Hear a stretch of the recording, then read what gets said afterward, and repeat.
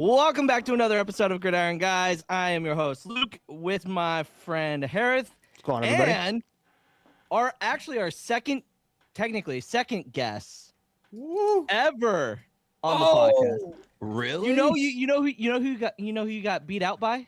Who? Sir Yacht. Do you remember Sir Yacht? What? Sir Yacht? He was the guy that was going. So during COVID, you know how they were talking about, like, he would put out reports like, I've got sources on like whether the Big Ten was going to play football or not in 2020. Oh yeah. I think I was too sad during all that period. Yeah, I know, right? Same, me too.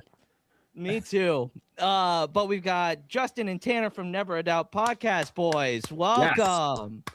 Thanks for having me. Absolutely. By the way, Tanner, has anybody told you that you sound like Brian Christopherson from 24/7 Sports?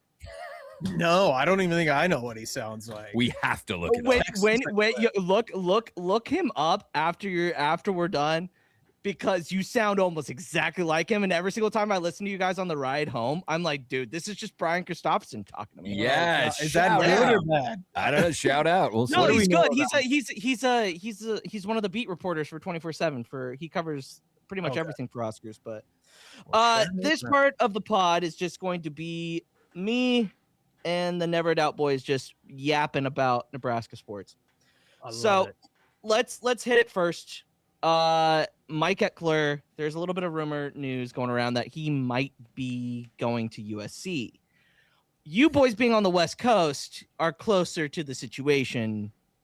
I know at nothing. USC. You know nothing. I know nothing, but I will say that if he actually were to go to USC, I would probably give up. I'd give up Same. all. Well, you know what's funny? Like, as Nebraska fans, we're like so used to like being like let down. Like, we go DEFCON 9 like whenever there's bad news. Yeah. Right. Yeah. Like, and this seems like it's- one guy who just said one thing and now all of Husker Nation believes it. This guy could be I think completely he just full made of it up. Yeah, I don't know.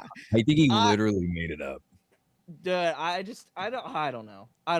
Here's my thing. It's not all doom and gloom because we got basketball. We're playing Oregon tonight. Yeah. 16-0. We're Yeah, on it's in what, less than an hour.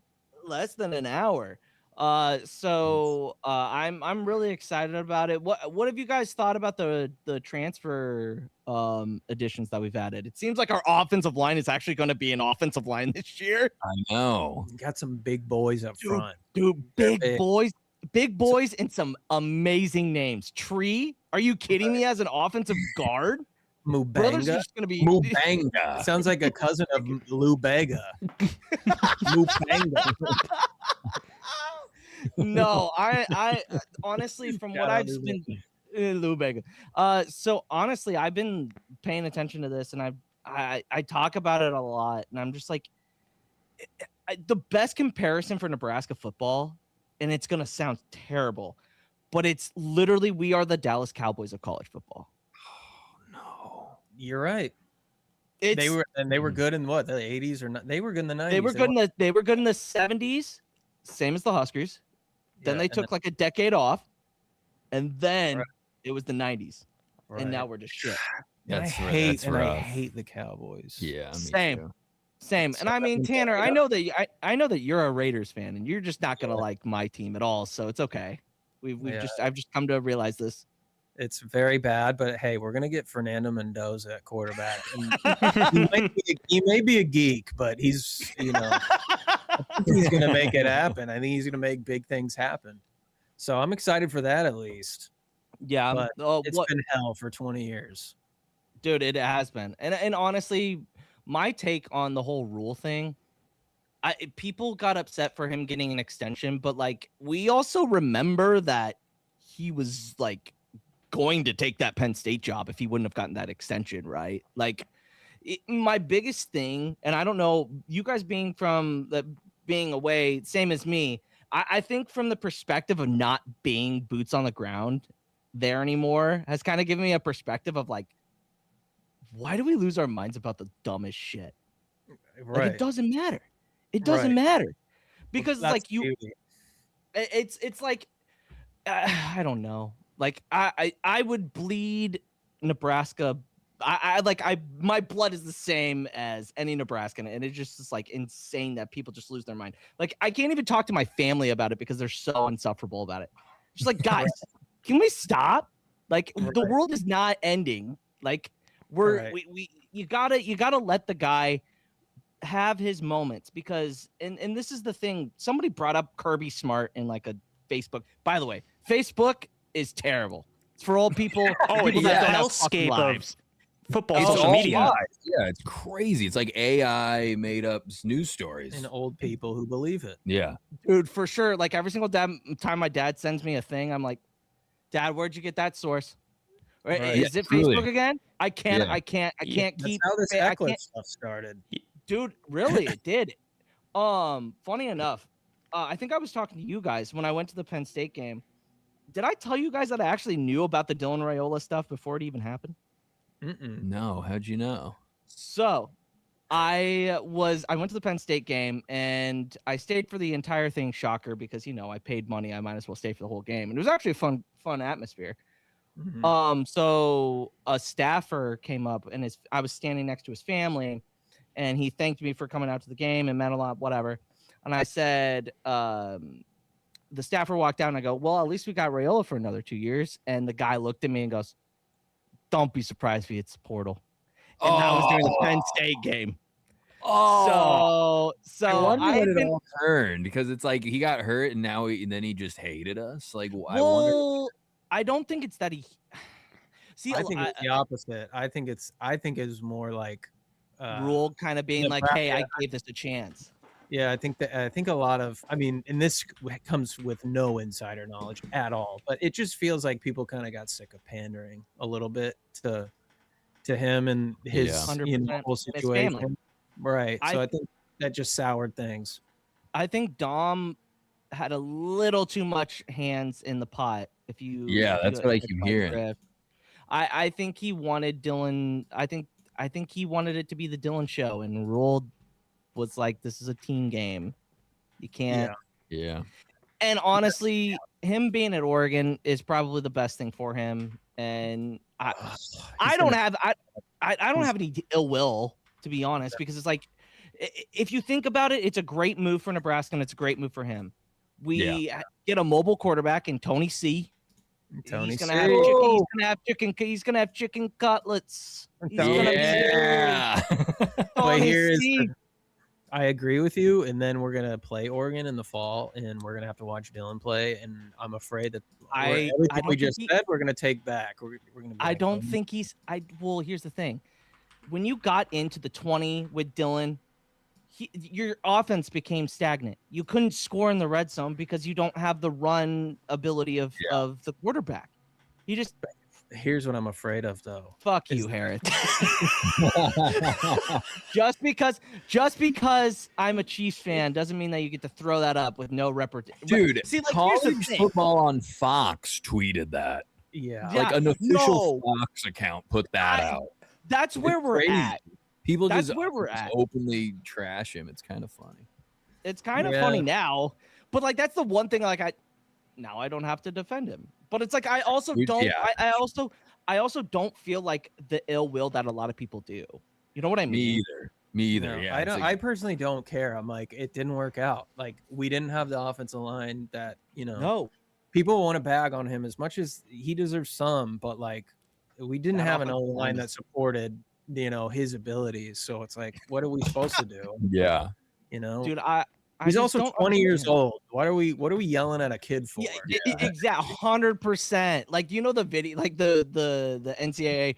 These kids didn't lose you the game. Don't yell at them online. It's like, bro, can we even say that anymore? They're getting paid millions of dollars. Like, if you fuck up my parlay, I'm gonna let you hear it. I'm gonna be nice. I'd be like, put. Wow, you asshole! You missed that throw. Sorry, I'm just venting. Like they should have a disclaimer. Like every single person that tweets at a player or a coach should have a disclaimer and be like, "Sorry, I'm just venting. I don't actually feel this way." Yeah, you know what I mean? Truly, because a lot of that stuff is our fan base. I'm sure other fan bases are like this too. A lot of our fans need to chill because there's some crazy stuff on yes, there especially is. in like a transfer portal world. It's like they are kids, and to think they don't see that stuff is crazy. Yeah. Dude, I'm all about like having you don't have to be happy about the way something turns out, but like at least end it amicably and Yeah. maturely. It's like the fact that we have Yeah. like people who are grown men like just bashing a kid online. It's just crazy to me. I'm like, leave him alone. Like, Yeah. it is what it is. Do you guys remember Nebraska won on Twitter? Oh yeah, I remember seeing stuff about it. That guy, Yeah. the worst. Yeah, that's The bad. worst Like guy. him specifically, that's very bad. Like tweeting at players. Well, and now he has his own channel where he's like, "Oh, I'm a sports reporter." Like, no, bro, you're paying $50 a year for On3 to have access that anybody else can have. You're getting the inside from the insiders. Like, shut the fuck up. You're not the guy. Like, Right. whenever somebody sends me that and I have to see his doofy little face, I'm like, this kid is he's not an insider. Like, if you're gonna say that, then I'm an insider. I know things. Like, what are you talking about here? Like, what the fuck? But we got a lot of rage baiters. A lot of rage baiters in the Husker community. For sure there are. They're everywhere. It's like, oh yeah, Rule should be fired. I'm like, okay, who are you gonna get? Nobody's gonna want to come here if you fire a coach, another coach. True. Like, that's the problem. Like, people don't understand, like, the grass ain't always greener on the other side. And you know what? It might not be the grass is always greener for Raiola. It might turn out, it might not. Right. Yeah, I'm very curious to see how that goes. Yeah, well, we're gonna find out. I mean, and they play in Lincoln in 2 years. So 2 years. Yeah, so that's gonna be even more. And then we play Oregon tonight in basketball. So it's kind of like, Jesus, we really hit the jackpot there. Yeah. But guys, what was your first, like, you both are from Nebraska then, right? Just like me. Right. Born and raised. What was your first Husker football game? Oh, I remember it very distinctly. Whoa. I was 10 years old and I went to we played McNeese State. Jamal Ord was quarterback. Or no, I was 9 years old. It was 2002. So yeah, it was Jamal Ord was quarterback. I remember I got on the news because they were the reporters were going. I don't even know, like, they don't do this anymore. So I don't know why they were even able to do this, but we were up in the stands and the reporter was like walking through the stands like with a mic. Trying to talk to people like during the game. I'm like, they definitely don't do that now. No, unless it's part of the bit. Like, if they go to like Virginia Tech and are like, yeah, they're doing the Inner Sandman, and like, or you see the reporter during the jump around during Wisconsin, you're just like, yeah, they're like in there doing it. It's been really ruckus over here. The fans are getting into it. It's just up and down, dude. That's awesome. So that was my first. I got a corn head. I remember that. I still have it somewhere, probably at my parents' house. That's so sick. But yeah, that was mine. What was yours? Well, my family's had season tickets forever, so I remember. I don't remember the first game, but I watched like Eric Crouch. That was like my first memories. I think like the earliest memory of like going to a game is like us versus TCU. I think when we had Crouch. Oh, I remember that. Yep. I remember that game. Crazy. Did you go to the Notre Dame game when they? I don't know if I did. I don't remember it. Was Notre Dame was the game before September 11th, correct? I think so. So maybe before I was there, the one after I remember because the American flag thing for the crowd. I was there for that. Dude, that's crazy. That was wild. God, I think my first one was in 2002 as well. It was a Texas Tech Nebraska game. Oh, no. And Crouch like went off. So it was a good game. Good. I've actually, like I told you guys when I messaged you on Instagram a while back going to the Penn State game, I had a 17, 18, well, now it's almost 20-year stretch of going to at least one game every year. So I've gone to a lot of games. Best one. Roy Halu running for 307 against Missouri. That was a great. I think I was at that game. I was on. So our friends have season tickets. South end zone, 18 rows back, middle of the goalpost. So he ran 2 of his touchdowns down to us. And I'll remember that forever. And it's so funny because my brother-in-law is a Missouri fan, so I whenever I get a chance to throw that in there, I do. It's great. I know It's I'm great. friends with a Missouri fan who like was very seriously like, I hate Nebraska because they ruined my childhood. And I was like, oh yeah, the 90s, like the catch. And he's like, no, they like destroy. Like he was mad. I was like, all right, I Dude. get it. It's so funny because it's like now people that like Alabama or like any SEC school, that's them. We were them in the 90s. Yeah. And now it's just like, God damn it, poverty. Now we're Rutgers. No, we are not Rutgers. I live close to Rutgers. That is not. That Even they had a Rutgers. good year. Didn't they have a good year where they were like number 1 or 2 for like a week? Yeah. Record wise, we're I'm afraid to say it. We're trending towards Rutgers. Oh, Well, stop, Tanner. I've talked to Harith. Harith's a Washington fan. So UW, baby. Wait, I want to go to the game there. That stadium's so cool. it I wanna is. do that Oh, it's like pull one up of the best stadiums in college football. Yeah. Like with like the water on the side, and like you can see it out in the Puget Sound. Oh, it's so perfect. This summer we Dude. were on a boat riding by it because our friend got married and he got like a boat up there and we rode right That's by the so stadium. cool. I was like, I've got to see a game in there. Yeah, because don't people take boats out like during the games? Yeah, and but stuff? I don't understand it because like you can't even see into the field at all. Like when you're on the boat, so it's like, what are you doing? You're just next to the stadium, just hearing the stadium and people freaking out, going, "Oh, I guess they scored." They got dude. They probably got TVs like flat screens in their fucking yachts. Man. Cool. There's like a come 15-second on. delay Probably between like what they're tailgating. watching, and what's going on. And they're like, See, that's the best part. Like Justin and Tanner know. Like Memorial Stadium is like one of the greatest venues Oh, it's in the all best. of sports. It's the best. And I've talked to Harith about him coming, with us meeting in the middle and going to Lincoln, for that game You have because it'll be his. I'm pretty sure will it be your first UW game? yes, because I remember I did the game in person, but I have been to the stadium before like multiple times, but like never Yeah. seen them in person. Yeah, that was that. Yeah, so I'm honestly the schedule next year doesn't look great. doesn't look great. Yeah, But it's no, not no, it's not. But it's a challenge. It's what we signed up for in 2009.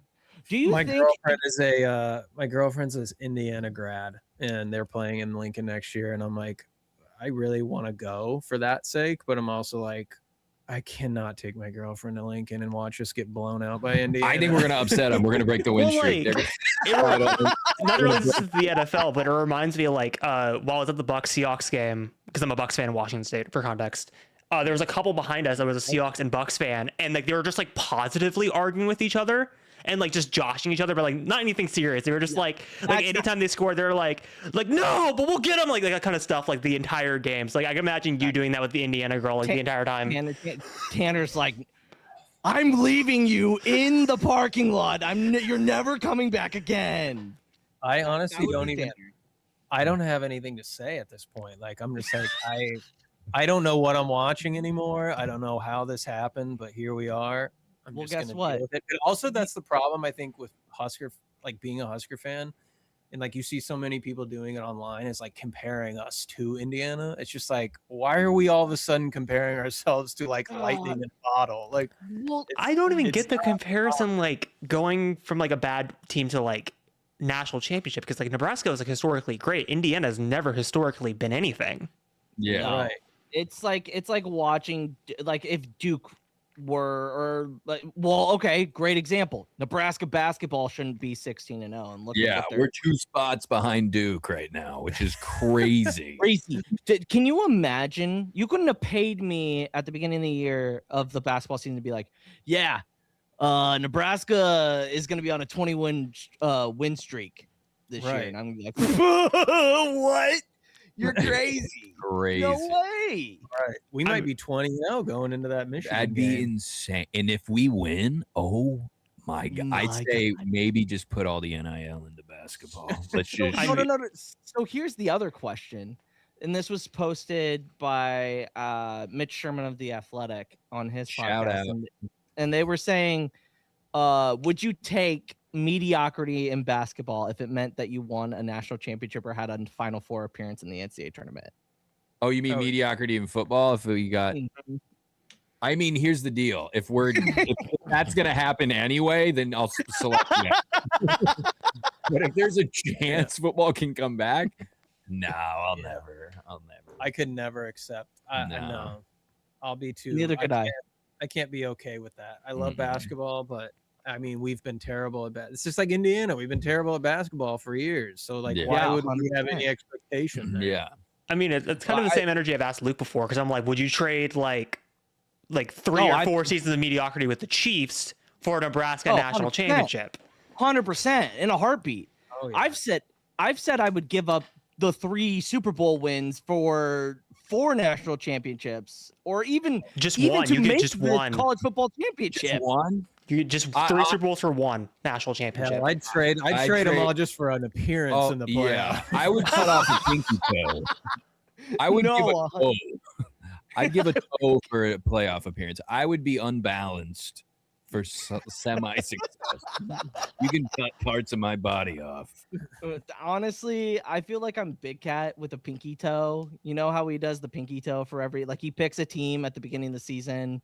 Like, if they make the Super Bowl, I have to cut off the tip of my pinky. Oh, he does that? That's hilarious. Who'd he pick so this year? So he picked the Texans. So he's sweating out whether because the Texans are actually semi-good. Because he picked them when they started 0-3, and he's like, "There's no way they're making the playoffs. There's no way." And then, do we actually believe he'd do it? I don't feel like he would do it. You know, no, I don't know. It's Big Cat. That's psychotic. It's Big Cat. It's Dan Katz, man. I would see it. People are so funny, but no, I'm really excited to see what the football season has. Hopefully X stays, because I feel like that's a big loss if they don't keep him. That's really bad. We can't lose Eckler and Dillon. That's terrible. That's 100%. 100%. It's not gonna happen. He's not gonna leave. No Also, way. like, just thinking of it, like, if he moves to unless he gets a massive raise, his quality of life is gonna go way down for what he gets paid. Like, I'm sure he has a 100%. nice place in Nebraska. $1 million ain't gonna get you much. You can get like a semi-decent condo. No, 100%. And it's the same thing out here, which is hilarious, because I'm like, I moved to Jersey about 3 years ago. Is it 3 or is it 2? Don't remember. But anyway, I went from paying like a $600 mortgage to like $2,400 for an apartment. So I'm like, how? No, It's crazy. It's kind of like the Jamie Lannister. what brought you out to Jersey, by the way? My wife. Shout out. Shout out, wife. Yeah, my wife. There's a picture of me and her with Ewan McGregor up there. Oh, As you can tell, big nerd over here. Oh, That's now I am awesome. seeing it. Little Yoda back there. Yeah. Oh, yeah, and Yoda. There's a lot. Can you wear those?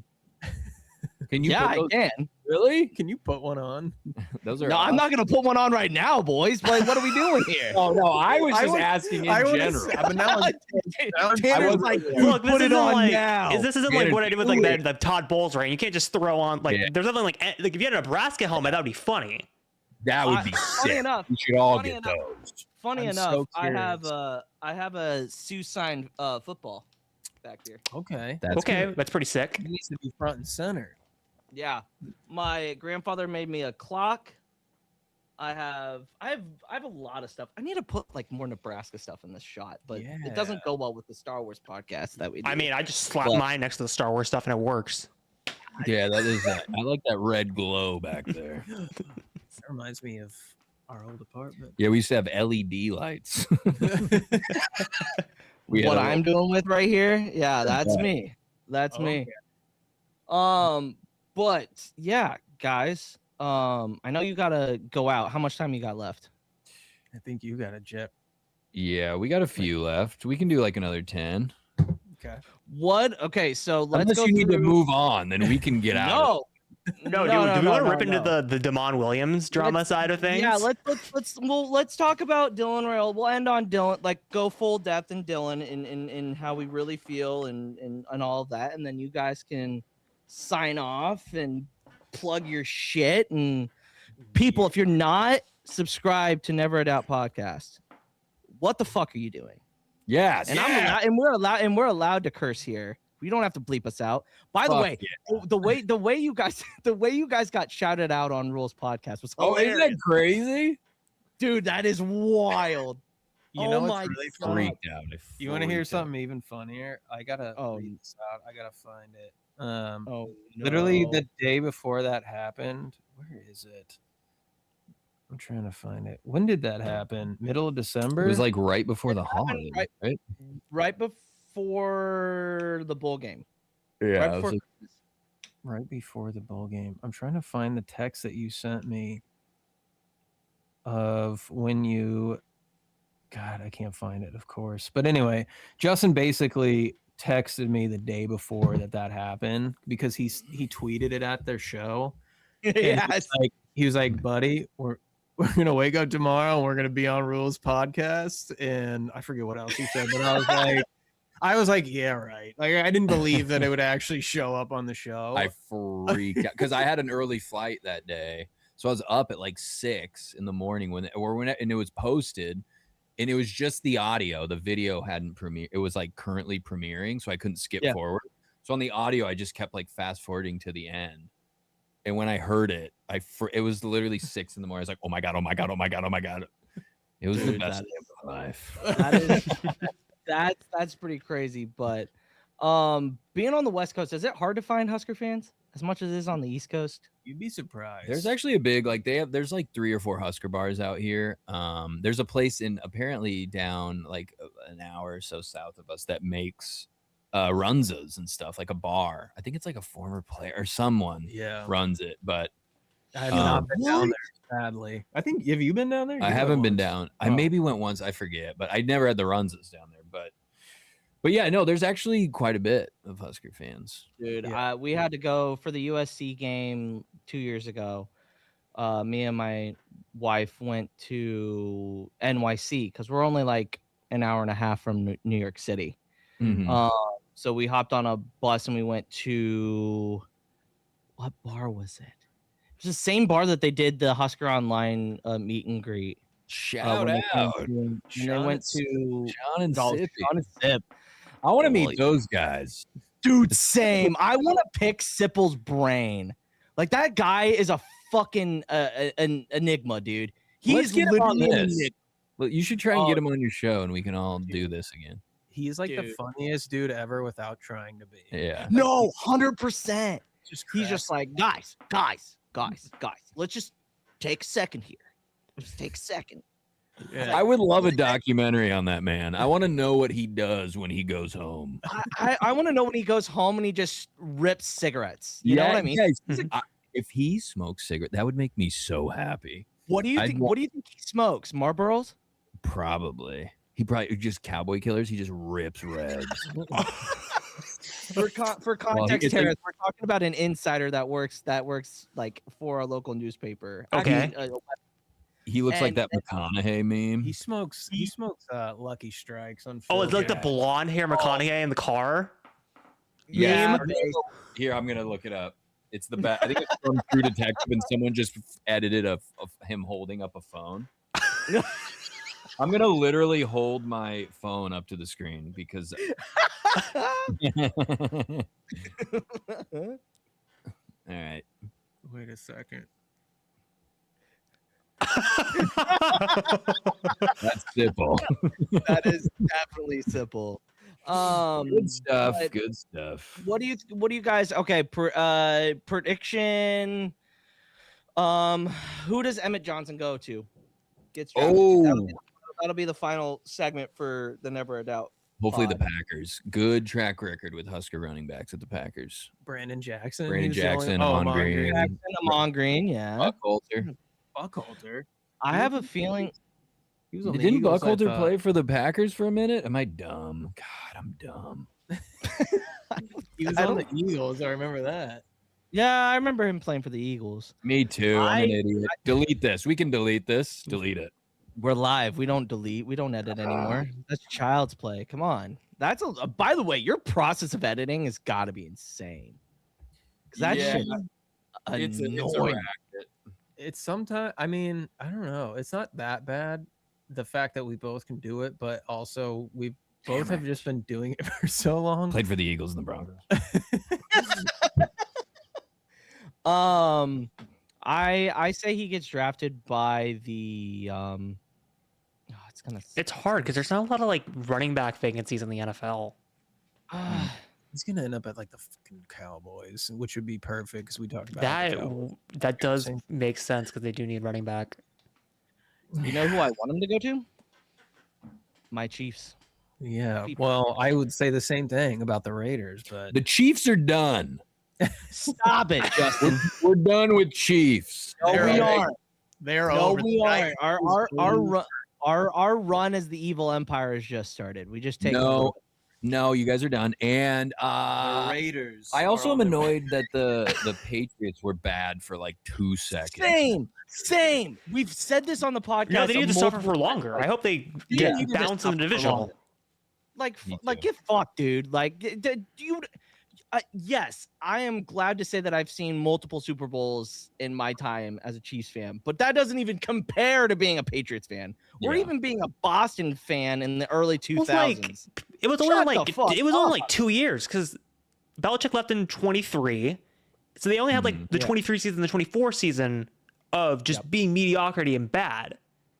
Yep. And then they're back because of Rabel and their draft selection. So it's like y'all need to suffer for like a whole decade. The Fucking Titans are probably regretting that decision now. They probably should have. Yeah, kept it. 100%. Oh, they shouldn't have got rid of AJ Brown and Derrick Henry. They should have just kept that nucleus together.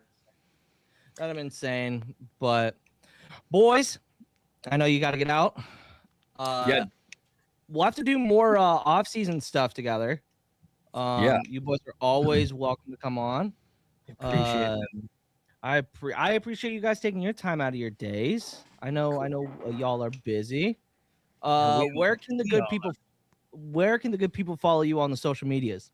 We are at Never a Doubt Pod on all social media, and that's about it. We have personals, but who cares about those? Just follow the podcast. Doing anything fun though on the personals? Personals, yeah, I got some stand up and different, but it's mostly stuff we work on together. So If you ever do stand up out in New York City or 1000%. Can't wait to go. close to maybe Atlantic City is actually closer to me. Oh yeah, there's a bunch of clubs out there. Gonna get you on tour I will. It's gonna happen. once the pod launches. Oh yeah, for sure. I will be the number one fan. I'll be like, hey, I remember when Justin was on this podcast. Y'all don't know him like I do. Can't Well, wait, boys, brother. Thank you guys so much. I will be in contact with you to talk more ball. Yes. Make sure you take Nebraska money line on anything right now. So that's all I'm gonna say. Tonight. Yeah.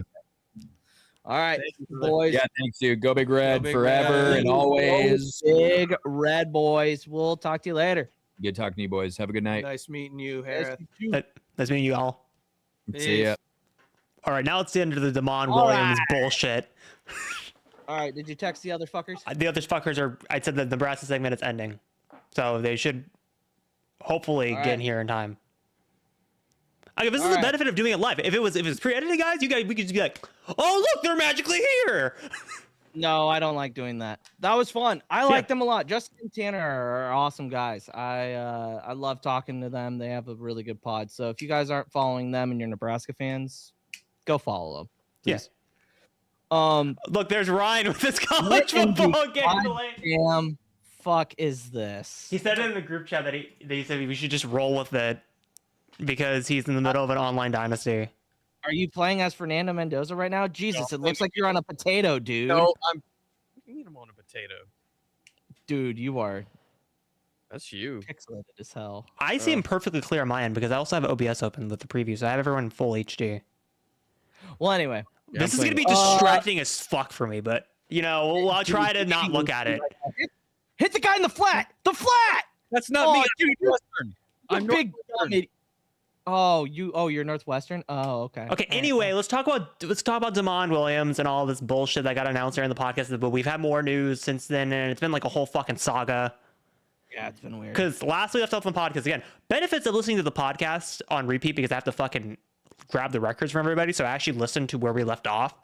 The last point in the podcast we left off with the Damon Williams saga was Washington figuring out during the funeral for the soccer player, and then the entire team figuring it out, and then him getting supposedly leaked to LSU. And then we went off, and then everything started developing even more since then. And then we had obviously the class action lawsuit for $100 million to Damon Williams that was going to go away to the Supreme Court. And then we heard the news that LSU was reportedly paying him $6 million compared to Washington's $4 million. And then about like I think it was during the Miami Ole Miss game, it broke like an hour before that Damon Williams tucked his tail and ran back to Washington like nothing ever happened. Oh yeah, then also I forgot the fun part of his agent dropping him because of what he did was so dishonest and distasteful, even though his agent is the same representative for Jed Fish. So I wonder how those fucking conversations went behind closed doors, because that must have been awkward as fuck. Yeah, I would imagine so. But now he's back with the team, and I don't know what to think as a Washington fan. Like, how dude, if you're the locker room, do you just josh the fuck out of him for it? No, because a lot of these guys are like, get your bag. It seems like this younger generation is more or just less. Dude, are you kidding me? Anyway, come on, Ryan. You let him go in the flat? Are you fucking It was kidding me? It was an RPO. Anyway. Dude. Anyway, what I was saying was like what I joked about on the podcast with Damon. I feel like this is a breaking point for college football as a whole, because I feel like we're now in the accountability era. Anyway, I'm just ignoring the gameplay at the bottom. Why are they playing? Are you playing someone? Yeah, I'm playing head to head. Yes. I'm doing like the college football playoff. Okay, fuck this. No, Oh, well. get it, dumbass. Ryan is live playing. Anyway, college football against folk someone. back on the Damon Williams conversation of things. Yeah.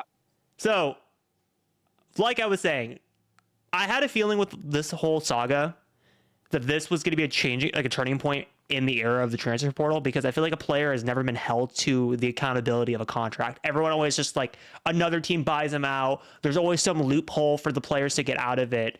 I feel like this was the first time in college football history where the organization said, fuck you. You signed your contract saying you weren't going to talk to another team and you were not going to transfer. We're going to hold you to it. And it worked. For the first time. I feel like that has to be a changing point in college football. Teams can now hold you accountable. I think you're gonna see a collective bargaining agreement. Nice throw. Damn, that was a fucking shot. Anyway, Shot. it's like like we've talked about it. Like college football is now becoming the minor league for the NFL, Which it should. Like the NFL should be. Oh, nice run. so Nice it's run. like, what changes do we have to make to create equity in college football? Well, you make sure you got a guy that is going to, or you have a body that's actually going to put up the rule, like that actually stick to their guns. Right, and I feel You like know? the other major thing, I know this kind of goes against the spirit of college football, is you have to treat them like employees of the team, not students of the school. Like, I know that sounds like a really weird suggestion. Sorry, I'm gonna mute Brad real quick. Like, I know that sounds like a really weird out there suggestion, but I feel like that's the only way for to create fairness in college football. So we're on the Damon Williams saga, if you cannot tell. Okay. Because we went, because again, since last week and this week, a bunch of shit happened. So I was just kind of going over all of it. And I was talking about, like, I just want accountability in college football. Because the ability just to duck and run constantly is not going to work. This is not sustainable for the sport in general. So I was talking about, like, I wish they were more, when you sign a contract, you're an employee of the school, not just a student. Like, it's kind of dual layer. Like, kind of like, you have like a lot of colleges campuses, like, you can get a job at the campus and they are hand in hand. It doesn't affect your ability as a student, right? Like, you can, like for example, like, I was a fucking test proctor for my university. That was separate to me being a student. They're two different things. Same thing for college football. Why can't they be two separate things? an employee of the program, the football program, and you're a student in the school. And if you sign a contract, you have to stay with your team for whatever the contract says. Well, in the case of student jobs, obviously I can't speak for where you went to school, but I mean, you're a student worker. Yeah. You don't get benefits. You're not a full-time worker. You're paid minimum wage, at least here in Louisiana, as a student worker, depending on the department you work in. I mean, so But it's kind of tough. Anyways, do we have anything that on the Royola fucking? Because you said you had something interesting with that. I'm not on Twitter, so I didn't really see anyone. I was trying to find shit to be like what you guys are freaking about.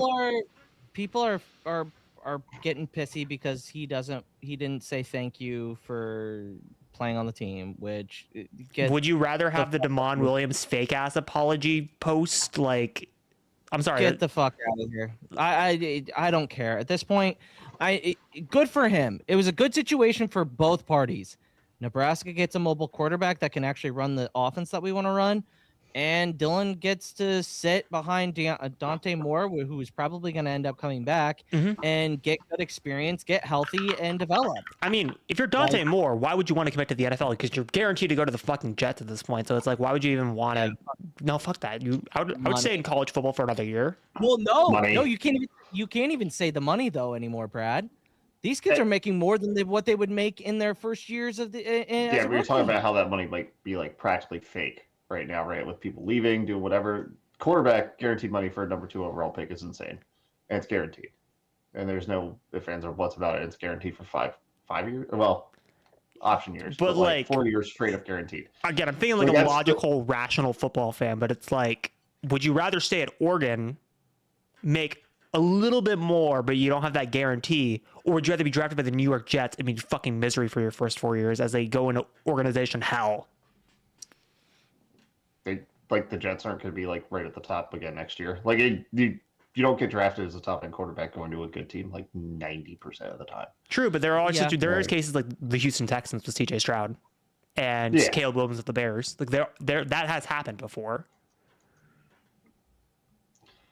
You probably just take the guaranteed money.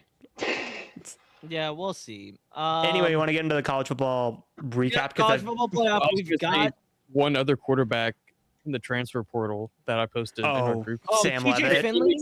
In school. Oh yeah, Sam In the Levitt. Yeah. Southland Conference next year. We get to play him.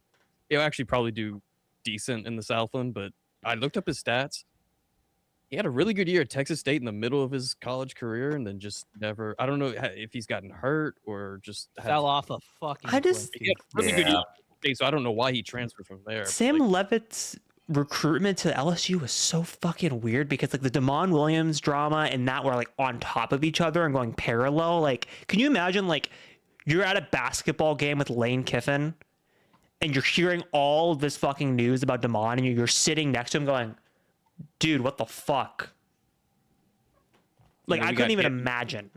We got the quarterback from Elon, and then like there's another third quarterback. I was like, what the fuck are we doing? But okay. No, yeah, 100%. It just felt like Lane Kiffin is going after like the people he really wanted, but he could not get at Ole Miss, and now he's going back to them, being like, please join my program.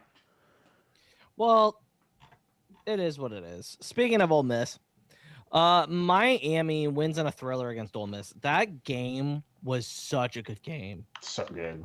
Oh my god! Almost had the under. I mean, we almost had the we all lost. By the way, for the record, I mean this kind of spoils everything. We all lost in that game. We all lost. George is not here. Yeah, he lost because he picked Ole Miss money line, and we all went under. So we all collectively lost on that game. That was right. There. Yeah, it was right there. I was holding on for dear life on that one. Miami just it was a very well played game by both teams. Just Miami was able to make more of the plays down the stretch. The inexperience of not having a head coach as like the head ball caller is just the worst. Dude, Ryan, are you kidding me? You can't fall for that twice, dude. Anyway, but like hot take. I know after the game everyone was flipping out about the no call pass interference. I don't think it was pass interference. I think they were mutually pushing off on each other on that final play. And like a pseudo Hail Mary situation, they're not going to call it. Yeah, not that late in the game. It's got to be egregious. And like, so I don't understand why Ole Miss fans were acting like they got fucking robbed. I don't think they got fucking robbed. I think they just got fucking outplayed by Miami in that fucking fourth quarter, and they were able to. Carson Beck just fucking went nuclear in that fourth quarter. Yeah, it happens too. You can play a great game and you just lose. Like they just got beat. Like nothing really affected anything. They just got beat at the end. Plus, by a also Miami like team that's like running hot. The fate story of like, obviously we'll talk about Indiana, like, but the fact that they're playing in their home stadium, because this is the first time it's ever happened in college football, right? Where they've played the Natty at their home stadium. I think so. I saw something that it's 'Cause- basically if you combine the Super Bowl and the Natty, I think it's happened like 3 or 4 times. Because LSU Something like doesn't that. count because Yeah, I mean The it's like a Superdome. Their home stadium, yeah. Yeah. It's happened in NFL like 3 times, but like relatively recently. Yeah. I mean, I guess you can count kind of USC with Pasadena in the Rose Bowl. Yeah. but You like mean UCLA, not USC? Or US. I mean, Pasadena's basically LA. yeah, Yeah, but different mean, but- stadiums because the USC stadium is dog water. Coliseum. Yeah. It's historic as hell, dude. No, I sent me and Pat one time we were on like TikTok sending each other like, have you ever seen the channel that's like the worst seats you can find in any stadium? There was a one in the Coliseum where it's like you're facing the wall. You can't even look at the field. Oh, You're yeah. fucking facing a wall the entire game. It's also in like a terrible part of town. Yeah, it Kind of is. wild. Yeah, it is. But- it is. I mean, do you guys have anything else on the Miami Ole Miss game? Because I think we kind of hit everything. No, just an awesome. Indiana. awesome Indiana. All right, time to fucking crack the shit open by the fuck motherfuckers. game. Belt to ass, Woo! man. Good lord. Belt the fucking ass, baby. Woo! Jesus, almost okay. fucking. Lord, I'm completely okay with this Indiana team being compared to 2019 LSU. Yeah. They're not the same. Oh, They're not the same. I am close. okay with comparing them. Yeah, talent's I out would there, agree. but like ability is. I feel like LSU, or sorry, Indiana's a more well-coiled machine, and I think it's more coaching than like player talent. Yeah. I think the LSU team, I think they're Was just extremely straight unmatched. I don't think it's a fair comparison.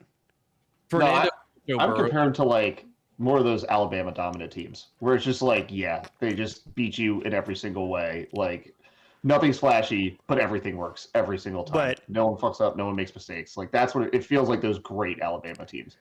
For The context, LSU team was insanity. fuck Oregon, baby. Woo! He's got Mountain Dew and vodka in there. I'm trying to figure out what the like most similar Alabama team was to them.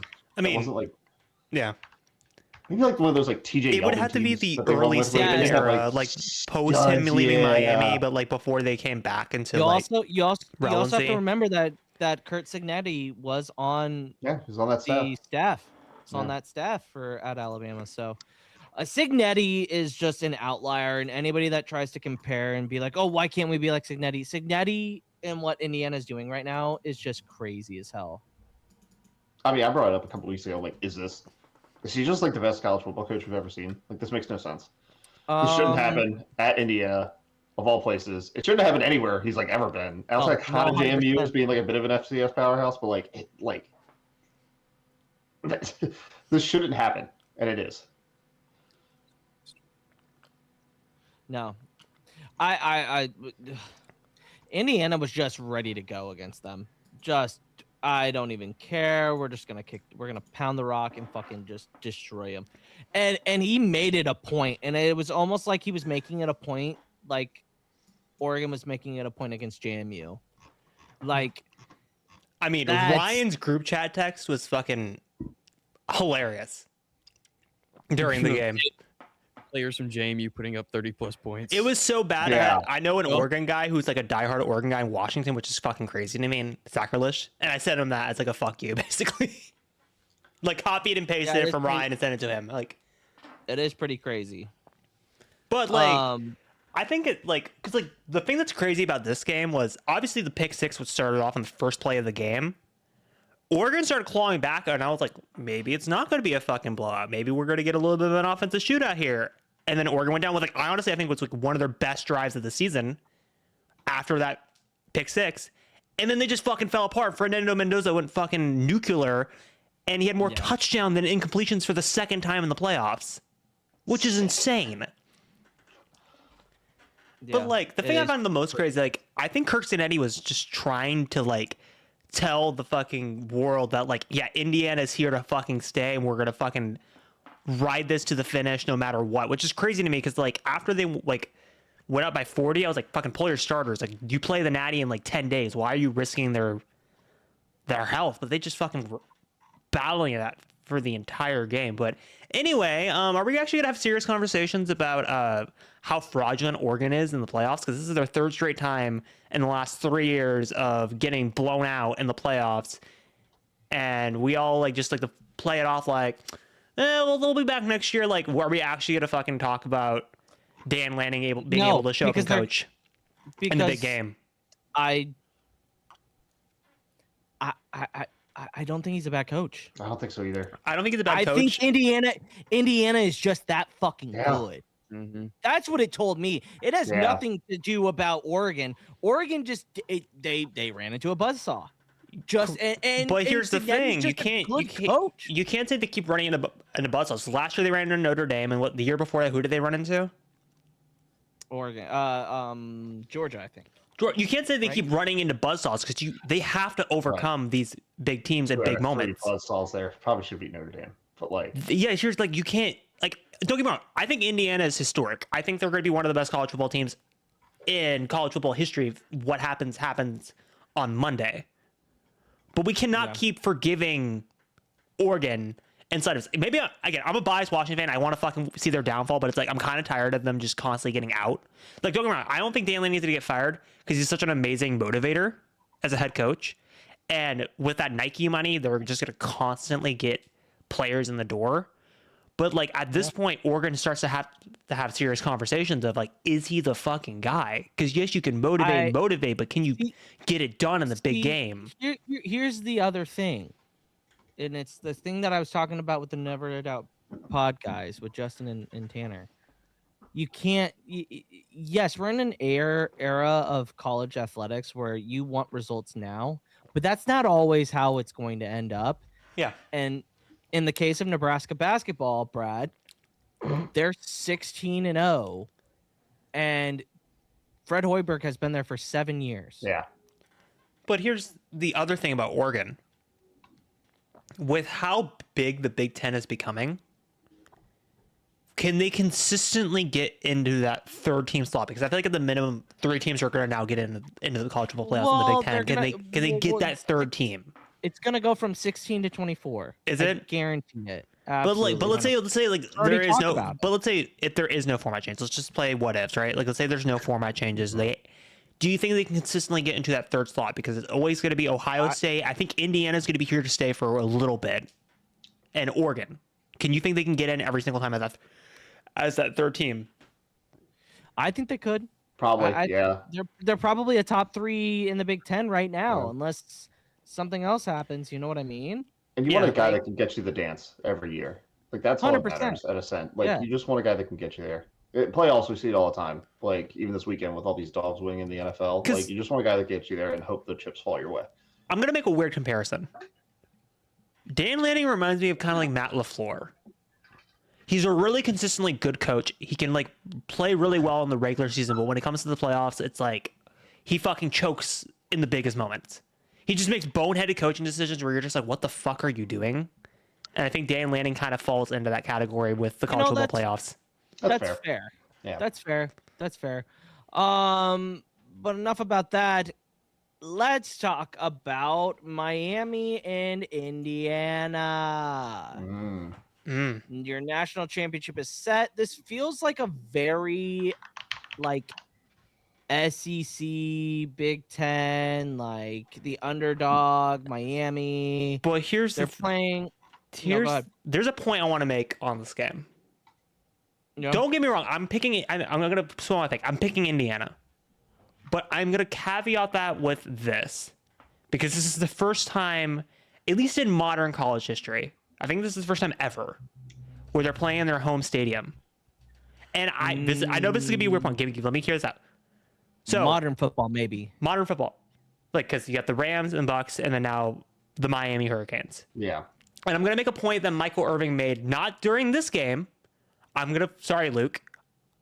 He was on Rich Eisen and he was talking about Chiefs Bucks. And this is when the Chiefs were heavily favored before the game. Because you remember going into that game, they were heavily favored. Which didn't make sense because we had our whole Yeah. And team out. my point is, because Rich Eisen or Michael Irvin was like, I'm picking the Bucks. And Rich Eisen was like, why? He goes, when you play at your home stadium, you have to win. You have to win no matter what. Your routine doesn't change. No, because it's like not a routine thing. It's literally, this is your field, this is your turf, this is your stadium. If you lose this game, people will never forget it and constantly remind you that you lost on your own field. Well, I think this game is going to hit different for the players and coaches, because if they lose this game in embarrassing fashion, the entire city of Miami will never forget it. And also, plus, also going off the stat, people that played in their home stadium, if we're going off modern NFL history, are 2-0. You got the 2020 Buccaneers, and you got the Los Angeles Rams. And like I said, it hits different when it's on your home stadium. Don't get me wrong. I think Indiana's going to win, but I don't think it's going to be like Alabama and Oregon. I think they're actually going to play them close. I think Miami's it's Miami plus 8.5, over unders 48.5. Here's my thing before Brad goes. Brad, Miami 8.5 is the play here, right? Probably, but my concern is those Miami corners, and if they're healthy, I wouldn't like touch anything except for maybe like an under or something. But even then, Indiana could put up 45. I wouldn't be like shocked, even though this Miami defense is very good. Honestly, I don't know. Those corners concern me. Like they have some corners that are playing that are solid. I feel a little bit different. Is this a situation where you go into prop bets because you're so worried about the score and if it's a blowout or if it's not a blowout or like the points I that don't get college props overhit? here in Maryland, sadly. But Would you go? I do. Would you go player props here, Brad? Probably lead towards props at that point. Yeah. But I'll probably just eyeball the under and see what's kind of going on there. Would be where I eyeball it. I'm sure I'll have some money on this game at some point, but yeah, 8.5 just seems like a lot of points. It's a lot.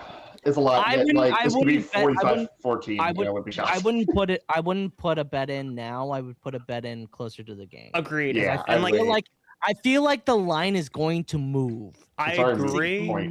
What has it moved a point? It's now 7.5.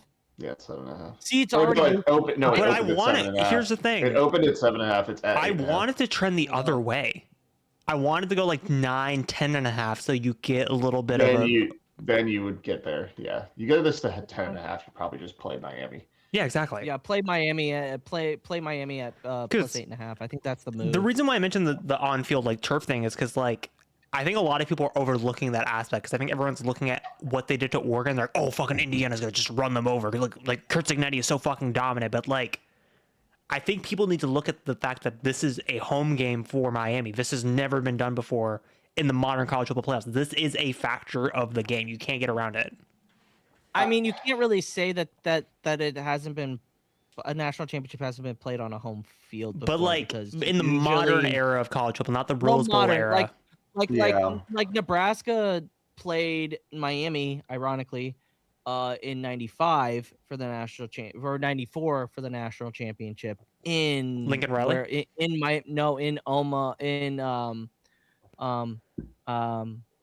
Miami, and they won. They beat Warren Sapp. They beat Ray Lewis. The Rock was on that team. There was a lot of good players on that team, and they played them at home and boat raced them. Yeah, I think it just matters less in the modern Yes, football 100%. landscape because like 50% of those seats are just going to corporations nowadays. Is that No, the same for the 100%. national championship compared to the NFL? Yeah, it's really similar, especially in Miami. Like Miami with all Miami money, it's gonna be a lot of corporate. They're obviously gonna get a lot lot of fans there, which but sucks for Indiana fans. 'Cause I feel like they're gonna get priced out. They might, Dude. Have you seen the lowest ticket? For it's like fucking... $3,000. Miami has the biggest Indiana alumni base. They will. Yeah, Did you see the Oh, crazy thing though that you could basically buy Miami season tickets next year and they're guaranteeing you a seat for the national championship, and it's cheaper to buy Miami season tickets than it would to be just to buy a national championship ticket. Crazy. Yeah, it was like That's- something crazy like that. Yeah, they were like That trying to like is locals only. wild. It's like, yeah, But like, again, I wanted to just mention that because I feel like that's not really getting talked about at large, and I feel like in the modern era, I feel like that's kind of a good thing to throw out. Yeah. I think Indiana's gonna win. I think Indiana will get their first ever national championship in football, which is crazy to say. Do you think? Um, Here's the thing with Indiana: if they win this national championship, and they're because right now they're the Cinderella story, right? Everyone's like, Indiana's never done this before. This is like they're really likable right now. But if what I think happens, and they turn into a dynasty, you think people are gonna fucking flip on them next year and fucking start hating them? There's the days of dynasty in college football are over. They are over. One team is not going to dominate the sport anymore. I just have a weird feeling with Kurt Signetti as a coach. I feel like he may get it done. they don't not- have they- the like evil empire like sheen on them No. like a lot of dynasties do. Like they're Yeah. not hateable. They're not and hateable. I mean, I don't Kurt know if Signetti, I feel like become could be. hateable because like I Just don't because think he's so. Google me. No, I not think because of that's the more Google Me endearing. stuff. Just more because of like he doesn't smile during games. He's very pissed off looking and da da That's da da. fine. It's fine. I don't mind it He's as a play, as a I want fan. him to have that fucking fire. I think it, in a sense, it reminds me kind of of the Chiefs, where like a Yeah. lot of people hate on the Chiefs, but like Andy Reid's like relative, like no one's really like, oh man, fuck the Chiefs and fuck Andy Reid. We're all kind of like, man, the Chiefs pain in the ass, but Andy Reid, you know, good dude. I guy. like that guy. Like I like that guy. That's how I feel about Signetti. I'm like, man, this team could piss me off in a couple years, but like I'm probably just gonna be rooting for Signetti. Who like put his chips on the table, did it his own way, figured out his own thing. Like, Well, great story. Like yeah. I don't think I'll get that kind of hatred like I had for a Saban or something like that. But no, or it's like I wanted to Belichick. throw that out there because like Yeah. I think they're very similar to the Chiefs uprising, where it's like very likable, and then they start kind of just being here, and they're just Yeah. fucking annoying. It's so hard to even repeat as a national champion. Well, no, I don't think they're college. gonna repeat the national championship, but they're gonna be there. I think they're gonna be there they'll be- in the running. Well, it's just like Michigan, Ohio State, Alabama. These teams will be there. That doesn't always guarantee them a spot in the championship game. You know what I mean? Just because your name is Alabama doesn't mean that you're going to make the championship game. Where like I wanted to kind of talk about that because I feel like that kind of I can Yeah. see it 100% happening. I don't see that happening. I think Indiana's got their lightning in a bottle. I think people are going to try to. But if Look anyone, into I think if how anyone they can do things. replicate it, it's Indiana because I think Kurt Signetti is a fucking dog of a head coach. It's going to change the landscape of how But transfer portals. I don't want to done spoil like and- what I think with Kurt Signetti because I actually have something way later in the podcast with Signetti that I want to talk about. Way later. I don't want to reveal my point. He's going to go to the NFL? Mm-hmm. No. No. Absolutely. Okay, no. I guess let's talk about it now. So No, absolutely. no, I'll not. talk. He's Let me, not going- Luke. Okay, there's one specific job that will never open properly again for another 20, 30 years. We were talking about it before.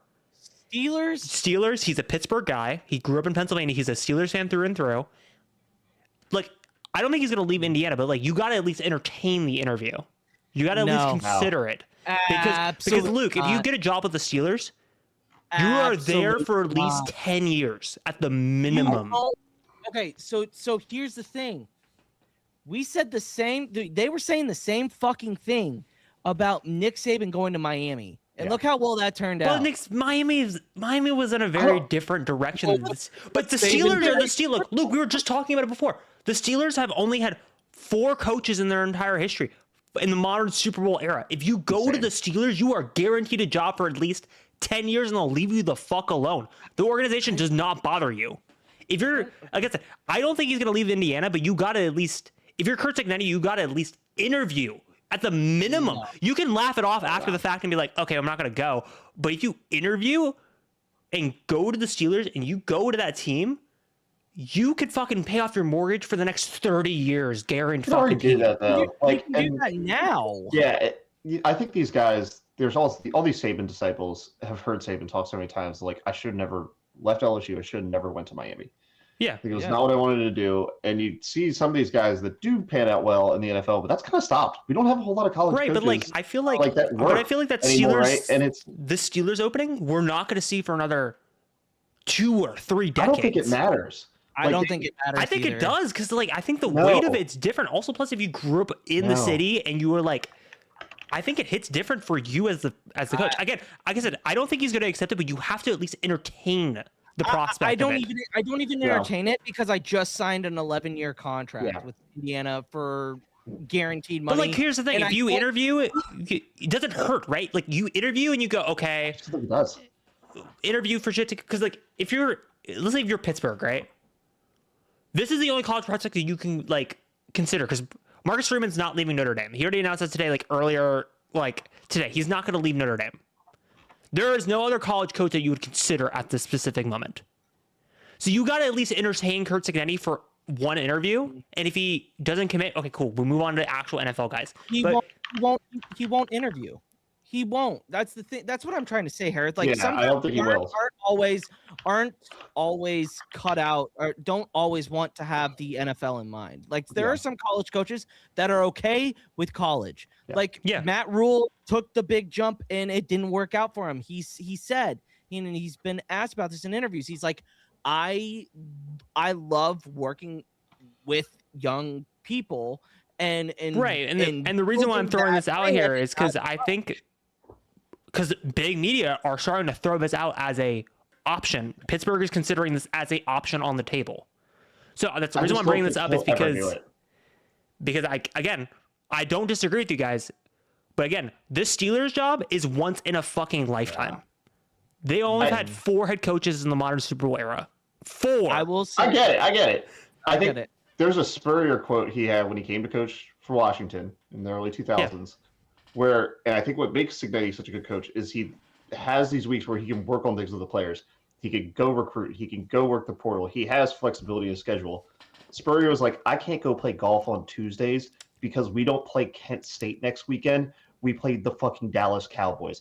Oh, and then the weekend after that, we play the Kansas City Chiefs. I don't have a week off to go recruit and do my job. I have to have a GM to go do all this other stuff. I have to have a coach. Well, I don't think that's what Cignetti wants at all. I think he loves what he does at college. You think it's like a Bill Belichick situation where he loves the control of the roster from top to bottom? Control. I think he likes having the ability to do a lot of different things, and I think he likes being a college coach. I don't think he wants to go do the NFL grind. The only reason why I don't think that's him at all. The only reason why I'm considering it is because his he's a Pittsburgh guy through and through. That's the only reason why I threw that out as again. I think it's a 100-to-1 opportunity, but again, you have to at least if you're Pittsburgh. I'm not talking about Cignetti. I'm talking about the Steelers organization. You have to at least entertain him, possibly interviewing you, and then he can just be like, "Nah, I'm good." He's also I'll throw out more serious interview prospects when we get to the Steelers job. But I had to at least put that as a because I think that's the only college coach that you would consider reaching out to if you're Pittsburgh. Because there's no other guys that jump out at you as a potential. I just don't think he'd do it anymore. Yeah, I just don't think he'd go to college ranks anymore. Plus, he's older than John Harbaugh right now. I just don't think NFL does not look at college coaches anymore like they did before. It's just not a thing. You just get hell. I remember as a Bucks fan, the fucking Greg Schiano years. That was a fucking you just don't do it. It's not. It's a business. I think since Urban Meyer, everything has changed. I think NFL coaches are forever going to be NFL coaches, and I think college coaches are forever going to be college coaches. I think. Yeah. There's no more I think for the longest time people used to get into college coaching was the hope of getting into the NFL. Now I think with college coaching out because you get paid more in college to be a college coach. Let's just call a spade a spade. If you're interested in college, you are going to stay in college. If you want to be an NFL guy, you're going to go be an assistant somewhere. You're going to be a wide receivers coach and then climb your way up the ladder and a Shanahan or McVay tree at the moment. You don't if you're the Steelers, you don't even think about Cignetti because you go and say, I'm going to go call Clint Kubiak or whoever. You go call an OC that's called an offense, I think they're going to call Brian Flores. I don't Brian Flores. You call Brian Flores. You call a guy that's called NFL style plays. Because the reason why I say Brian Flores over Kubiak, even though I think they should go offensive minded. Sorry, I'm not sorry for jumping this way too early. Yeah, the names don't matter. It's the point. Yeah, it's the point. It's the point of the thing. It's you just don't do it anymore. The reason why I say Flores is more likely to get the job than Kubiak. going off the last 4 head coaches, they all have been defensive-minded head coaches. Steelers love defensive-minded head coaches. That's been their fucking bread and butter. They are going to stick to it. Even though we are in the modern NFL era where we have seen offensive-minded head coaches are superior and better, and you can get better coordinators for the defensive side of the ball, they're just going to stick with defense. I'm telling you that right now. I think Flores is probably the guy for Pittsburgh. We'll see. Again, sorry for jumping that way too earlier on the podcast, but it was like that kind of was like relevant. No, to it Indiana. filled in. So are we? I'll take Indiana money line. I'm not ready. I might switch it to Miami minus whatever the line is, but I feel like Indiana's probably going to win the ship. Ryan. I guess I'm comfortable with Indiana money line too. Although Okay. I mean, I wouldn't go against going Indiana spread though, depending on if they just blow up. Yeah, they've Yeah. shown that they can. Brad, if you had a gun pointed to your head, Lean under 48 and a Okay. half. Yeah. that's not bad. Could change if we know Miami's corners are playing. That's true. I put the line in there, by the way. I updated it it. to what the modern line is. Okay, cool. All right. Also, you didn't get my Around the pick, league. even though I said it like a billion times. Yeah, Indiana, right? Money line. I'm going Indiana money line because I don't like the over under at all. No, I don't like the spread at all. I think the spread is now it's 7.5, not 8.5. Yeah, I don't like the over under because I could see them Indiana blowing them out, or I could see it being a low defensive. I could see honestly both being a reality. Yeah. So I'm just gonna play it safe and go. I wouldn't bet on this game. Period. Besides what I said to Brad earlier. Besides prop bets, prop bets is the only thing I would consider. But if you put a gun in my head and said you only have these 3 options, you have to pick Indiana money line. I'm not gonna fucking sweat it. If Miami somehow like pulls off the miracle and fucking wins this game as an underdog in their own home stadium, which is fucking wild to me. Yeah. I wouldn't be mad. I'd be like, you know what? Good on fucking Miami. They fucking used all this media as fucking fuel, and like the players showed up, fired up in their own home stadium, and they fucking won it. Yeah, I could see it. So we're all on Indiana if we had to choose one. Well, Brad's on the under, which is, I feel like, a safe bet. But all right, the wild card weekend, Rams barely outlast the Panthers. The Panthers, I like their head coach. I'll just come out and say it. I like their head coach. Do you like Dave Canales? Yeah. Dude, I fucking have loved Dave Canales since he was on both the Seattle and Wasn't Tampa. Yeah. I think he does. I think, and like, The here's thing, only watch that game. The only thing I'm pissed about with Dave Canales' play calling is 2 things in particular. One was going for it on 4th and 1 earlier in the game. Like, that was a boneheaded fucking move. That was weird. And they cost him 7 points, which honestly cost him the game. The other thing that cost him the game was not using any of your timeouts when Matthew Stafford was driving at the end of that game. Because I'm like, I think the Rams started with like 4 minutes and 30 seconds roughly on that final drive. And they didn't use any of their timeouts. And they drained it all the way down to 30 seconds before they kicked it back to Carolina. Why weren't you not using your timeouts? At least, like, I know in modern NFL it's like before the 2-minute warning. You got to at least consider after the 2-minute warning. You got to. No one knows how to do it right. No, because it's like Greg Olsen said on the broadcast, and I agree with it. You would rather on your offense have 0 timeouts, but more time than less time with 3 timeouts. Yeah. I'm waiting for an NFL team to straight up just hire a time guy. No, there should be. I'm honestly shocked there's not a guy he doesn't, some sort of offensive assistant. It has to just be there next to the coach and just be like, yo, Matt says timeout right now. Like, fucking, I'll there take that job. has to be I'll a take guy. that fucking job right now. Yeah. I'm shocked someone doesn't have this. Like, baseball has so many weird coaches and weird analytics guys that are like, you need to throw a cutter to this guy for this reason. Like, there has to be a guy in the NFL that can just sit there and be like, Coach, you don't think about timeouts. I think about timeouts. Well, like, I know that's it. I think Tampa actually hired a clock management guy. Yeah, this last year. Somebody. Fucking, I'll take the job right now. Fucking, hi, NFL team. Any of the 32 teams. Hi, you want to hire me? I'll fucking sit on your sideline and tell you to fucking take a timeout. I'll do math equations on the sideline. Yeah, loses their mind with these timeouts. Like, every single team this year has had a moment where they just pull their hair out. They're like, what is my coaching staff doing right now? I don't understand. No, I feel like, have you ever seen that clip of Peyton Manning on the Manning cast where he's like, just timeout. That was me during like the last 4 minutes. I was like, timeout. I'm like, what the fuck are you doing, Carolina? They're literally driving down the field. You're going to have like 30 seconds. What are you doing? Like, I'm not a fucking mathematician. Yeah, just hire Peyton to do it at this point. Yeah. Like, have him do it for a team. Like, But no, like, I think I'm not gonna do this to gloat, but I will do this to gloat a little bit. Dude, everyone fucking called me crazy on last week's podcast for taking Carolina 10.5. I was not against you. I was like, it could get weird. I was like, I don't know. I think Carolina. I don't think they're. I think they had no shot of winning this game, but I knew they had a fucking shot of making this closer than expected and fucking catching them while they're sleeping.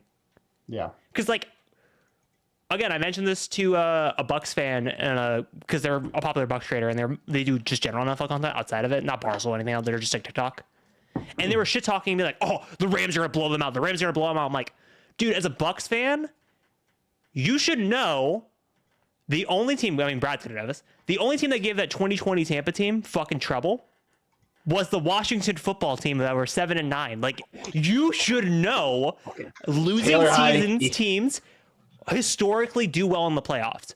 Yeah. So like, shut the fuck up and don't start shit talking Carolina. I didn't shit talk Carolina because I knew they had a fucking chance of not winning the game, but actually making it within a touchdown or 3 points. So again, I'm gonna gloat on that a little bit because like, y'all called me. I mean, not Brad. The rest of y'all were like, you're fucking crazy for taking Carolina 10.5, which I won on that one. I didn't bet money on it, but I should have. I should have put like $5 on it for shits and giggles. The only thing the big pull for me out of this game is like, Sean McVay is gonna win so many more Super Bowls. Oh, 100%. I feel like what that guy did to that offense this year, and how every time the NFL zigs one way, he zags the other way, figures out how to rework his whole entire offense, still keeping in his scheming, how he runs everything, his crazy ass plays. But he figures it out every single time. And you could see the gears turn in the second half. Like, how do I attack this defense? Where we get beat? You could just see it. And everything was so crisp. And that fourth quarter, it was like the Rams just knew. They just knew what to do. There was no, like, hiccups, anything. That offense was so well called. There was a play call from McVay in that second half that you were like, what are you doing? You're like, no, that made sense there. Like, yeah, oh, yeah, yeah, you should run him that time. Like, it is unbelievable how good that guy is at figuring out what the NFL does and then dissecting it. It's insane, and he does it in real time. Like, it takes years for guys to figure that out sometimes, and he does it instantly. And shout out to Matt Stafford, man. It's like so fun to watch that guy get out of Detroit, go to the Rams, kind of live this fantastic, awesome late game career. I mean, for him, and keep pushing forward. I would agree 100%. I know, like, I don't think it was like a crazy ass statement because it's the 8-9 Carolina Panthers, but I will say Matthew Stafford was a fucking cold-blooded killer for fucking saying, let's go rip the heart out of this entire stadium to Devontae Adams for that fucking final drive. That's a fucking, that's a mindset of a fucking killer right there. Stafford's, I think everybody's admitted now, it's like, yeah, we all knew this guy was really good when he was in Detroit, and then we saw him here, you're like, oh my God. How 100%. Many championship would this guy have if he ended up on any other franchise? Like, I think the popular take with the Matthew Stafford trade was I think both sides equally won that trade. I think that's the consensus. They love Goff. Goff's a fantastic quarterback for that team, but Stafford coming there to work with McVay is something else. That's like, and the crazy part was McVay. I think McVay considered retiring for a little bit after that Rams Super Bowl, and like I still think I don't think he's ever going to hang it up, but like if he wanted to in the next 5 or 10 years, I think he would have a network job like slamming on his door. I think he only hangs it up when he wins like X amount of Super Bowls that he feels I'm good. He won't ever hang it up unless he wins one, and he'll just sunset himself. What I could see him leaving for is, in a sense, so Theo Epstein, who was the architect of both the Cubs 2016 run and the Red Sox breaking the curse of Bambino. Fantastic. One of the greatest GMs ever in the game. And then he stopped being a GM and basically just went to work for the league. It was like, I am in a sense like the head of the league in like when it comes to like how teams operate, things like that. I could see the NFL coming to McVay and be like, hey, can you be the new commissioner after Goodell retires? Like, not even commissioner, something under that where he's like in charge of how the teams actually operate, not how the league operates, like how teams handle things, how teams handle hiring, GMs, things like that, like the actual strategy of how football should be played. The like competition committee, one might call it, right? Like, this is how the game should work the right way. This is how we should, get our viewership up, like keep the game offensive and defensive, like balance it. Like, I could see him going to that kind of role. Here's my kind of take on that, because I actually think that's an interesting point I don't think anyone has raised before. Don't get me wrong, I think Brady has improved as a commentator, especially that last week, because I think he was fucking incredible during Eagles Niners. I think a lot of people are not going to acknowledge that because of fucking their hate for Brady. But if Brady ever got offered something like that, if it was like Sean McVay and Tom Brady were the heads of competition committee, I don't fucking know. I think they would be fucking perfect at the job. I think those are your two guys. I think they would actually fucking work those rules and fucking find ways to make it work with player safety, but also fucking find ways to make it more competitive and kind of back to what it was in the early 2000s. Yeah, that's where I could see him leaving for. Something like that, where he gets a hand in everything. He doesn't have the grind anymore, but he has the hand in how things look. Yeah. I'd agree. Also, shout out Star Wars Lawyer in the chat. I know he just said go who's just I don't know if he's still in the chat watching, but shout out you, Chris. Yeah, shout out Chris. Chris, you're a bum. Wow. I can't see the chats. This is real. I'm just guessing. Takes Tigers suck, Lions suck, Pistons garbage, Michigan's a joke for a college program. I'll just keep firing stuff off to make Chris mad for a little while. Oh God.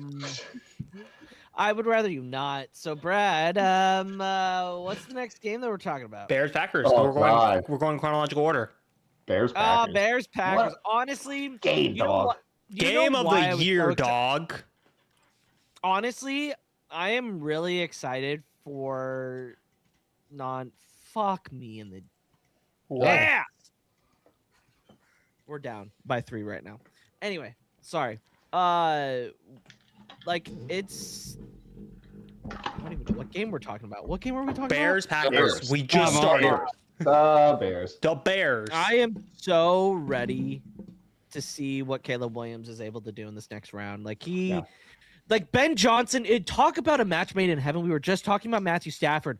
Ben Johnson and fucking Caleb Williams is so good. I feel like because it might be up there with Reed and Mahomes as well. I don't know if George is watching, or I don't know if the other Bears fan we know is watching, but I will fucking 100% own on this fucking podcast right now. I was wrong about this game. I thought Green Bay was not. Yeah. I thought they were gonna win just normally. Nah. I thought Green Bay's demons were gonna haunt Chicago again, and they were never gonna overcome the monster that is Green Bay. Because again, I was going off the last matchup because I thought the only reason why they won was because Jordan Love was hurt, right? That is a factor of last game before the playoffs. And I was going off of that, and I was also going off of Caleb Williams during that last pick. And I was also going off of Chicago's last win or loss with them losing to Detroit when they were down 16-0. I thought, as a football fan, not someone in the know, that if you're down 16-0 and all these wins are coming back wins, that's unsustainable, right? That's an unsustainable thing in the playoffs. I think that's a pretty normal take. Mm-hmm. The other Bear fan and George was giving me kind of shit for that. They're like, I don't know, it's fucking Chicago. Man, Ben Johnson's the fucking wizard. However, during the game, I was watching with my parents when they were up 21-3 at halftime. Because again, they're Seahawks fans. They're fucking celebrating because they think they're going to play the Packers, right? I was sitting there going, guys, this game's not fucking over.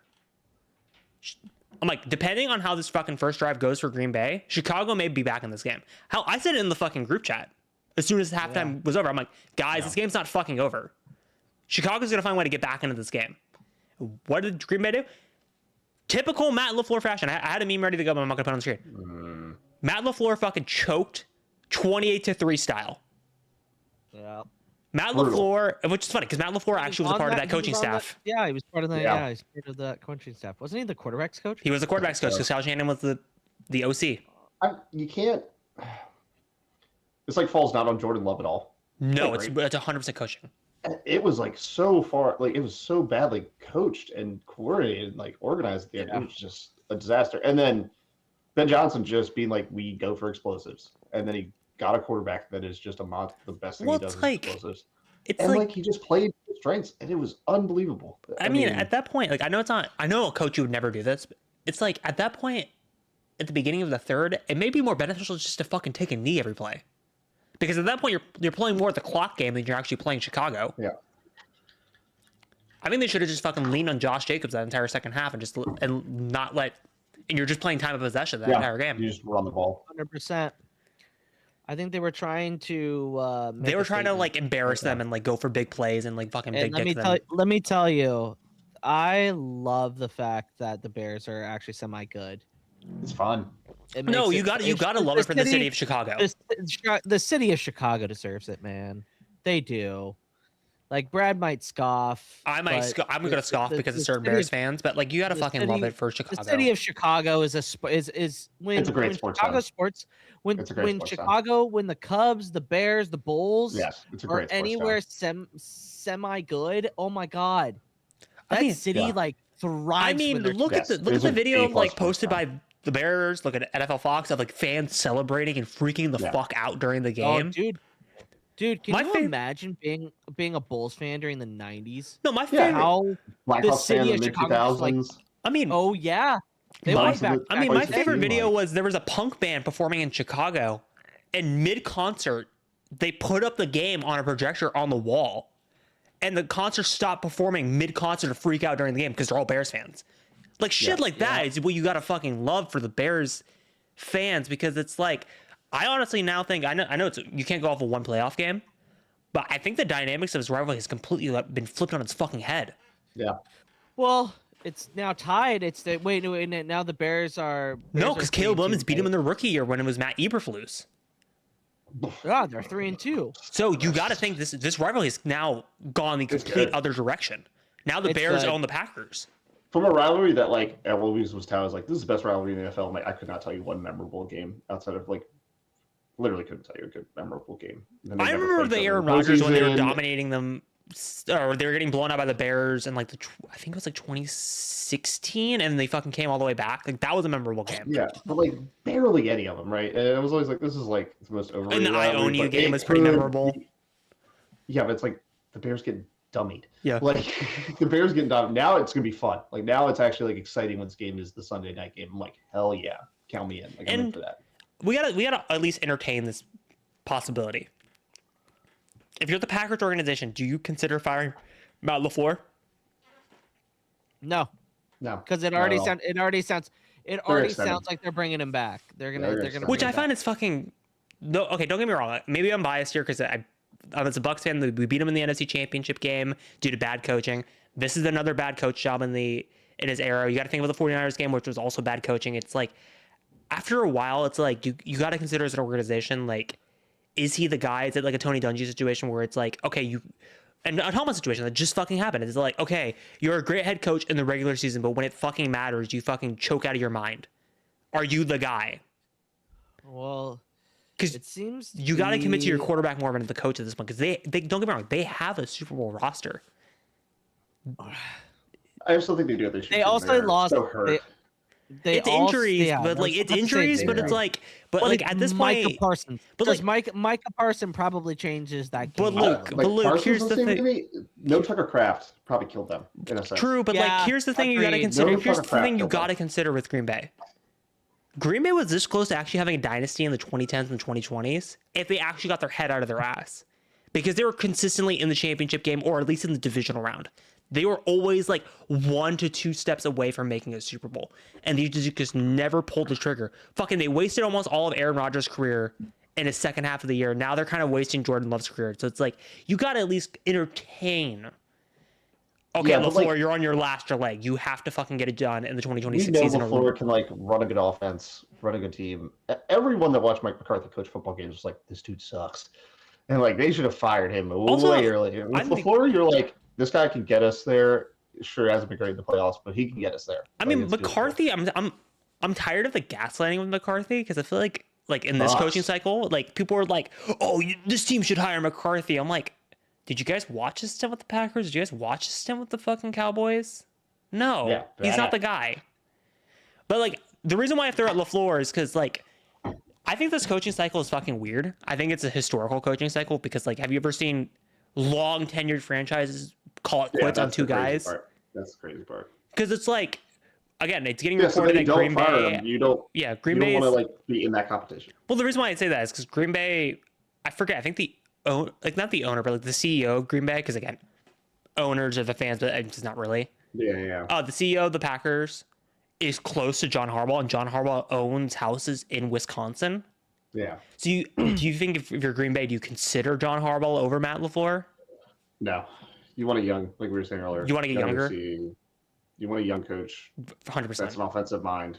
You might as well pull It from the just- Shanahan McVay tree and just hope that you fucking hit the lottery. Which you already did with LaFleur. Yeah. You ride it out. You don't try to force a hand.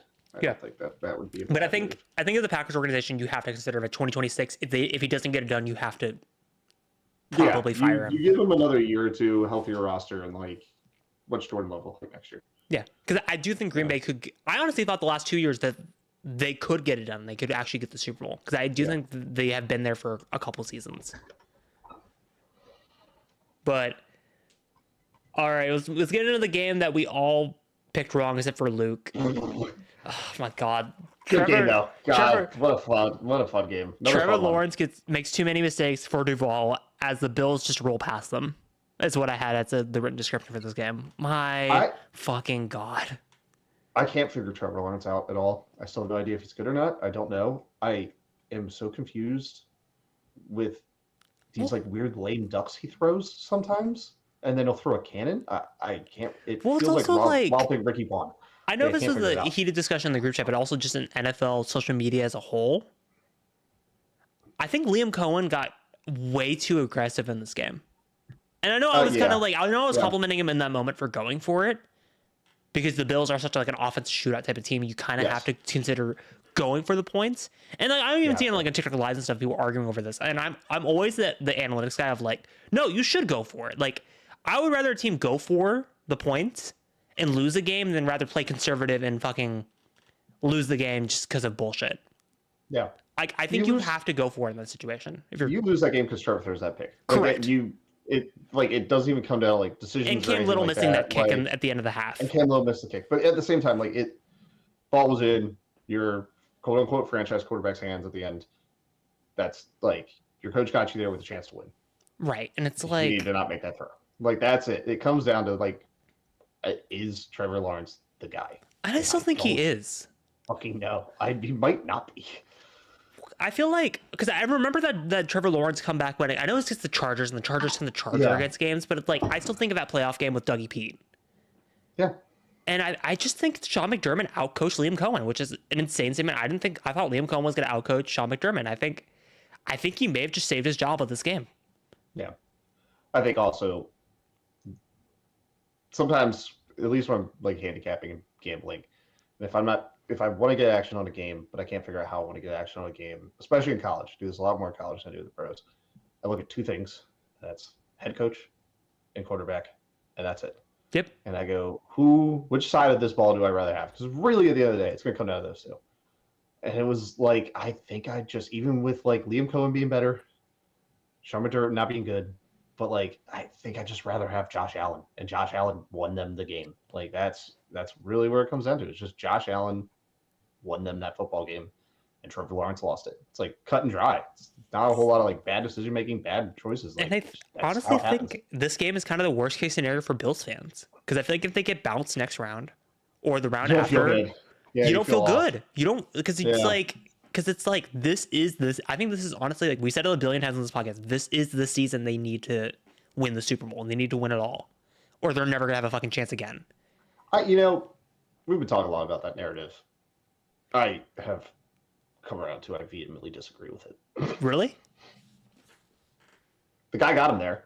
We're talking all these other quarterbacks that didn't get their team there. The Chiefs are probably not making the playoffs.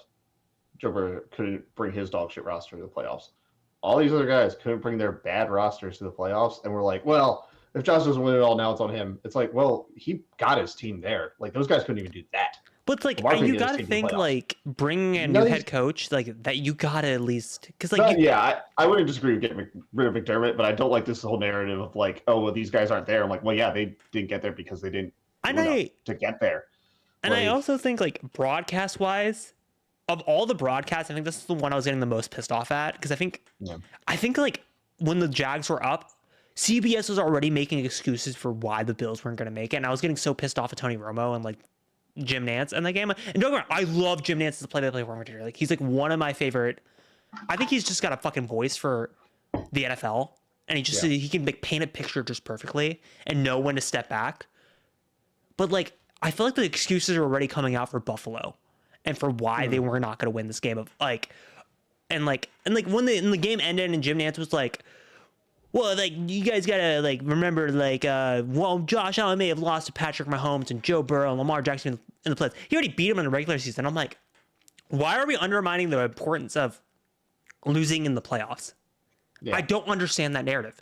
Playoff wins matter more than anything else. I think that's the thing that people will remember. I think that's what teams will remember more than anything else. Why are we like making excuses for Josh Allen? Don't get me wrong. I think it's like a Peyton Manning situation where it's like you just were birthed into the fucking shittiest dynasty with Patrick Mahomes. Yeah. But you got to beat him when it matters the most. You have to win those games. And I thought, honestly, this was going to be the turning point for Josh Allen. And it still could be. Don't get me wrong. Like, the verdict is not out yet. But I'm fucking tired of like broadcasts constantly glazing Josh Allen when I don't think he really deserves it. Especially with the way Tony Romo was like, it felt like Tony Romo was like super biased towards this Bills team.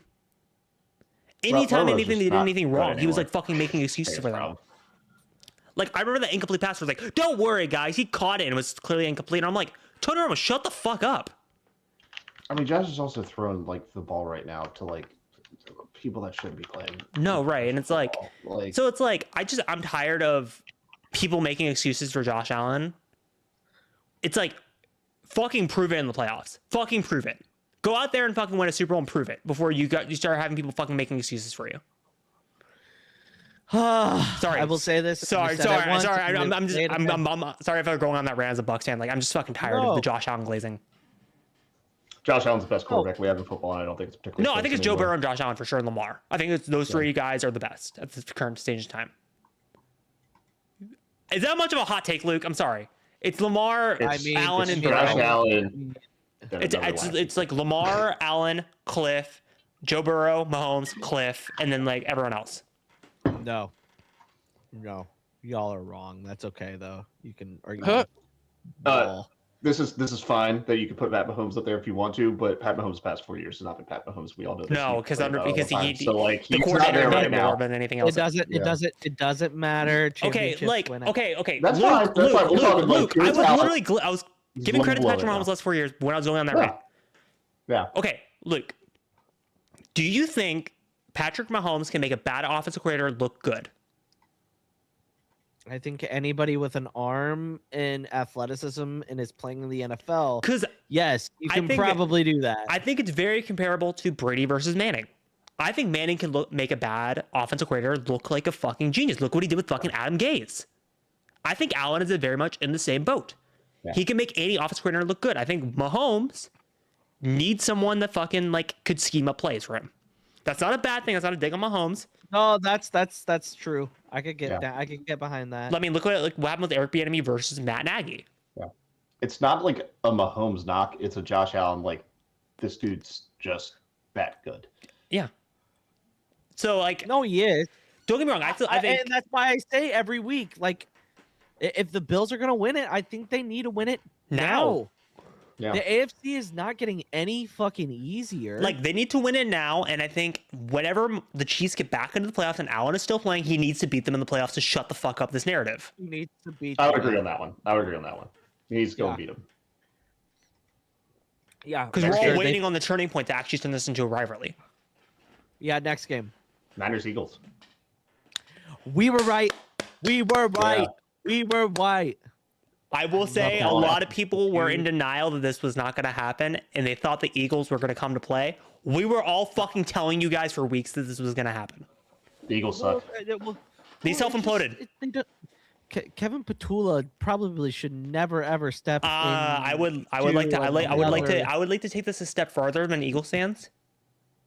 Sirianni is kind of a problem culture-wise. Oh, like 1,000,000%. Yeah. I mean, look at the fucking AJ Brown, Nick Sirianni blow up on the sidelines. That was. Have you ever seen that before by a wide receiver and a coach in a while? I fucking haven't. It's pure dysfunction. And it's like if you're an Eagles fan, like I know they're riding behind Sirianni because like he's their guy and they won him a Super Bowl recently. But it's like, is this starting to become a Dougie P situation where that Super Bowl was kind of a flash in the pan? Now Sirianni's kind of holding that team back. All I've got to say is, man, back to back ain't too bad, baby. Yeah. Hey Luke, guess what? there was a 20-year stretch where teams didn't go back to back, so you can fucking hold your flowers and voice about that. But I'm again going back to the Eagles side of things. My God, this team is so fucking dysfunctional. Kevin Petulia, same as like most bad offensive coordinators, should be fucking tried for war crimes. How the fuck do you fuck up that offense? It's run the ball, give it to Saquon Barkley a billion times, and then use play action and dink and dunk your way down the field. Well, Kellen Moore made a difference. No, Kellen Moore. Kellen Moore made a difference. That's really what you say. Kellen Moore made a Ryan difference. has not seen me on like Bucks TikTok lives. I am a guy that actually will go out and defend Kellen Moore to Bucks Kellen fans and be like, he's a fucking dog I of a love coordinator. Kellen Moore. He's a Kellen good guy. Moore. I You should have seen him I play feel at like- Boise State, baby. Yeah. He I was a feel like- fucking G. I feel like if you're the Eagles organization, you tell Sirianni to sit his ass down and you go interview guys and you go, okay, Sirianni, you don't get a fucking input on this at all. Because the last time we gave you input on a fucking coordinator, it did not go well. You hired your boy. You hired your It didn't boy work and you out. fucked up. You get to sit down, we get to hire the guy. Yeah.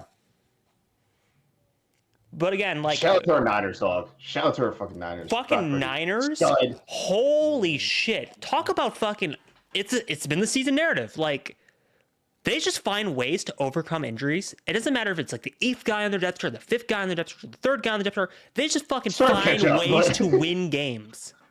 Yeah. Dude, they're George finding ways Kittle, to win by the way, I'll be honest. Like when George Kittle tore his Achilles, I was like, I was feeling that bet a little bit. I was like, oh no, did we fuck up? I was Full like, confidence. nah, man, full send. Dude, So we gotta figure out what we're gonna bet on. We'll get Brad, to are it. you gonna join this? Are you gonna join Yeah, this? I haven't got a whole lot of thoughts yet this week. We were It's a good work for me. really close Really close to what? the parlay? with the Niners bet. No, we won. We won. By a lot. Won it. We have plus won. money. We have We plus covered. 3.5, and they We won. covered. Ryan. We didn't cover. We just won. We covered, Ryan. Ryan. We that. Yes. Yeah. No, it was Ryan, plus we- 3.5. no, we just Ryan, won. We Ryan. didn't cover anything. We just won. We was 4.5. We We won. still won. We won. Yes. plus money. We did plus 4.5. Ryan, Yeah. either way, that final drive, because Luke was freaking out in the group chat, I was like, we were going to win that bet no matter what. It That didn't matter. final We drive, already we had the won. bet. We already won. Yeah. This is no bet Boys. spread. Boys, this is. I love that Ryan is now just finding this out now. Oh my god, Well, this is nobody so said anything. special. No, we We haven't won. won. No, We haven't won. It's so easy. Yeah. I'm telling you, I misread what it. Those No, Niners were Ryan, out. there was a Yeah. reason why in the final minute of the drive, I was consoling Luke going, Luke, it doesn't matter what happens on this final drive. We Does already not fucking matter. won. And then Yeah. I was like, oh yeah, that's right. I'm No, an you'll idiot. see I can't do your math. Do math. I Yeah. got that on mute, and again, this is why I don't. Wow, dickhead, you just X. This is why I don't bet on spreads. Yeah. I I don't- love it. I was No, sweating I it out had the complete entire time. I confidence was in the having bet. so The much- entire I wasn't even looking. I was like, we're dead. when Two Juwan other Jennings, shit. no, Luke, when Juwan Jennings threw to Christian McCaffrey, We're I dead. knew we fucking won the bet. We're That good. was the We're moment good. I was like, okay, we're fucking fine. We're gonna win this bet. Oh, 100%. Yeah. Oh. And by the way, Kyle there was a Shanahan, you personal motherfucker. person like in my family that was like who bet on the Eagles. I'm like, I told him earlier in the week, I'm like, you should bet on the Niners, and they're like, no, I'm gonna bet on the Eagles. I'm like, you're a fucking dumbass. We fucking all told you, all collectively the podcast. We fucking told you, America, what was gonna happen. Yeah. Yeah, we did. It's not like anybody else was. Fucking them. Fuck them. If they say that they did, they got it from us. But anyway, can't trademark that shit. Anyway, I am going from the highs of highs from betting to the lows of lows betting for Luke. Let's go into the next game. fuck. Chargers 3.5. Oh my Luke, god. okay, Luke. I didn't know you put that money on that. When you said it in the group chat before the game started, I literally thought to myself, I'm like, this is a dumbass bet. I would never bet on this in my life. No, I did like $5. Luke, the Chargers are the Chargers, my guy. It's okay. I don't know. I like the line. I didn't like the line at I all. like the line. I didn't like it at all. Oh, I love this line. Fuck yes. The second, 39-30. Okay, the but second anyway, the Chargers had the 32nd ranked pass defense or pass. dude, blocking when the line, PFF and then stats came up on the 32nd broadcast and all the 31, backups were 42. like 42 of 42, you're just like, oh So bad. no. Poor I Justin think they- Herbert, man. I think they ended up like firing their offensive line. They have to. Like, They're also super hurt. I mean, that like doesn't help. No, I was defending it in a comment section because people were like Yeah. shit talking the Chargers and I'm like, guys, I'm not trying to be. I know the meme of like Justin Herbert, like is like he is what if man, and I think it's a funny meme. Yes, But like, it's a great meme. But you cannot deny the Joe Alt injury and the Rashad Slater injury was what killed them in the season. Oh yeah. You lose both your tackles, you're SOL. Don't get me wrong, like I know everyone's dogging on the Chargers and everyone's like, oh, they're fucking cooked. Is Justin Herbert's what if man? If they could just stay healthy next year, they will be a threat in the AFC. Maybe they got a substation near their. I believe in Jim Harbaugh as head coach. The hell is everyone getting good in the AFC West now? Stop it! God damn, man. I told you when Jim Harbaugh got hired, Luke. Did I not? Fuck that. That's distasteful. I don't like it. Anyway, yeah, that's God damn it. They also, got my by the hopes way, up. I will say of all the games, I saw the 3.5, and I was like, I was chuckling in bed watching the game. I was like, Luke, but like, and then I'm not trying to like. quarter, Look, don't get me wrong. Don't get me wrong. Like on our bet, I leaned on Brad fucking hard for the lines. But like, thank you, Brad. But like, I was looking at all the spreads before, because remember, I'm the one that writes the NFL outlines, and I was looking at all of them, going, I don't like any of these lines except for Rams 49ers or 49ers fucking Eagles. I was like, that's the only game I liked. Here's the only. And Panthers Rams I liked a little bit too, but I was going the opposite way than most people. Yes, we should be giving Brad credit, but I also wasn't agree. I also said that before. If you remember, I said, Brad, what you think? I'm thinking plus 4.5, and I was like, what are you thinking? He's like, exactly. And I was like, haha. No, but like That my was my argument but was. The line was moving that way too. The line was moving that way, Yeah, but like it was. my point was like, with all the Patriots injury or the Chargers injuries, like there was no way they could overcome it. I didn't see that as a reality. You got to imagine the reality.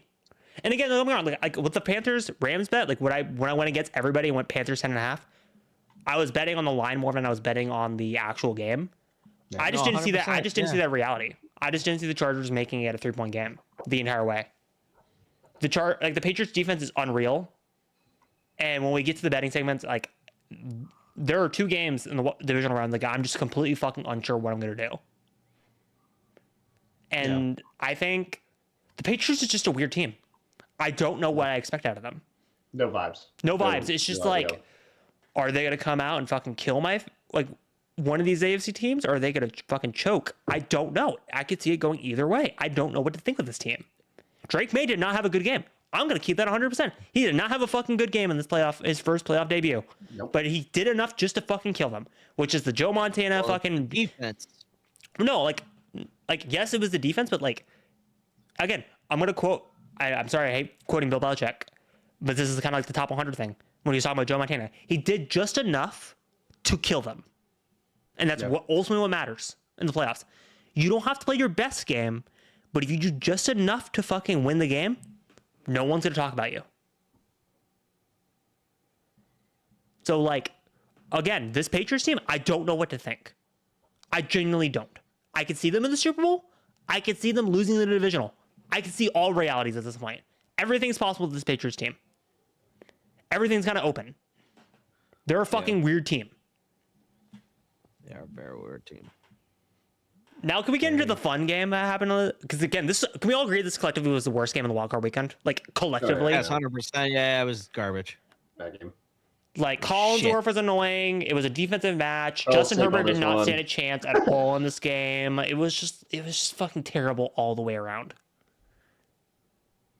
Again, I love defensive battles. Contrary to popular belief, I will love me a good defensive game, but like this wasn't even a fun defensive game. It was just Justin Herbert. Dude, Justin Herbert, I saw memes on it, it's so accurate. It was literally the risk of severe injury in college football, like NCAA 2026 or 25, the entire game. Yeah, wear and tear was all the way up. Yeah. It was at a max capacity. Yeah, it was at max. Anyway, can we get into the fun thing that I know George is not here to actually revel in this, but I'm going to revel in this? What? Texans defense demolishes Aaron Rodgers and the Steelers. Oh my God. This is my goddamn Super Bowl. Like, this was fucking cinema. Fucking watching Rodgers get fucking ran over by this Texan defense. Oh my God. Could not happen to a fucking better person. Fucking, I was watching this like the way I was watching Indiana, Oregon. I was just fucking hate watching this, hoping the Steelers would lose. And watching fucking Rodgers get blasted on every single play, I was like, good, kill him more. The entire goddamn game. And I was worried. When it was 7-6 for most of the game, I'm not gonna lie, I thought some Steelers bullshit was gonna come true. I thought the Steelers were gonna bullshit. I thought the Tomlin was gonna find a way to squeak this game out just because CJ Stroud was choking. No one can convince me otherwise. CJ Stroud was selling this game a lot. The first 3 quarters, he was fucking selling. And again, not to spoil my bet segment, that's why I'm scared to bet on the Texans, is because CJ Stroud, I don't know what he's going to do. I genuinely don't know what he's going to do. And I think he got lucky playing the Steelers because you can, same with Matthew Stafford, you can make his mistakes against a Steelers team. But if you make those same mistakes against the Patriots, you are fucked. There's no way around it. You have to play at least average football against that team. They'll play, I think, we'll see. But like going back to the Aaron Rodgers side of things, oh my God, like I said, fucking perfect. Could not love it. The fucking strip sack, big man touchdown. Who doesn't love a big man touchdown? And Rodgers getting fucking blasted into the ground, like was fucking like, you know, like this, like the cartoon like of the 80s and 70s when like a person would get up and they see stars. Rodgers was seeing like fucking birds and stars after that hit. And then him just running it back for the score. As soon as he ran it back and was 17-6, I knew the game was over. I knew the game was over at that exact moment. I was like, there's no way they fucking come back from this. And then the Woody Marks touchdown was just like the fucking, it was like like the cake was formed. Like that was the cake. And then the fucking Woody Marks touchdown with the whipped cream. And then the fucking Aaron Rodgers pick 6 on his final pass of his entire career was the goddamn cherry. Again, Brad, I don't know what your stances on Aaron Rodgers was, but like, fucking love it. Could not happen to a better person. Dude sucks. Dude sucks. Whoever's no stick. But like, this was, I didn't bet this one. I probably should have because it just there's no way he was going to do well against that Texans defense. I said it before on the. No way.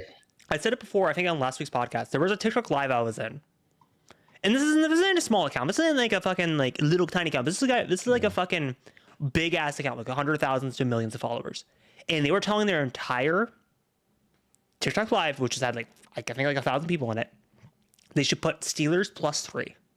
And I was the only person in the chat saying, if you bet on that, you're fucking stupid.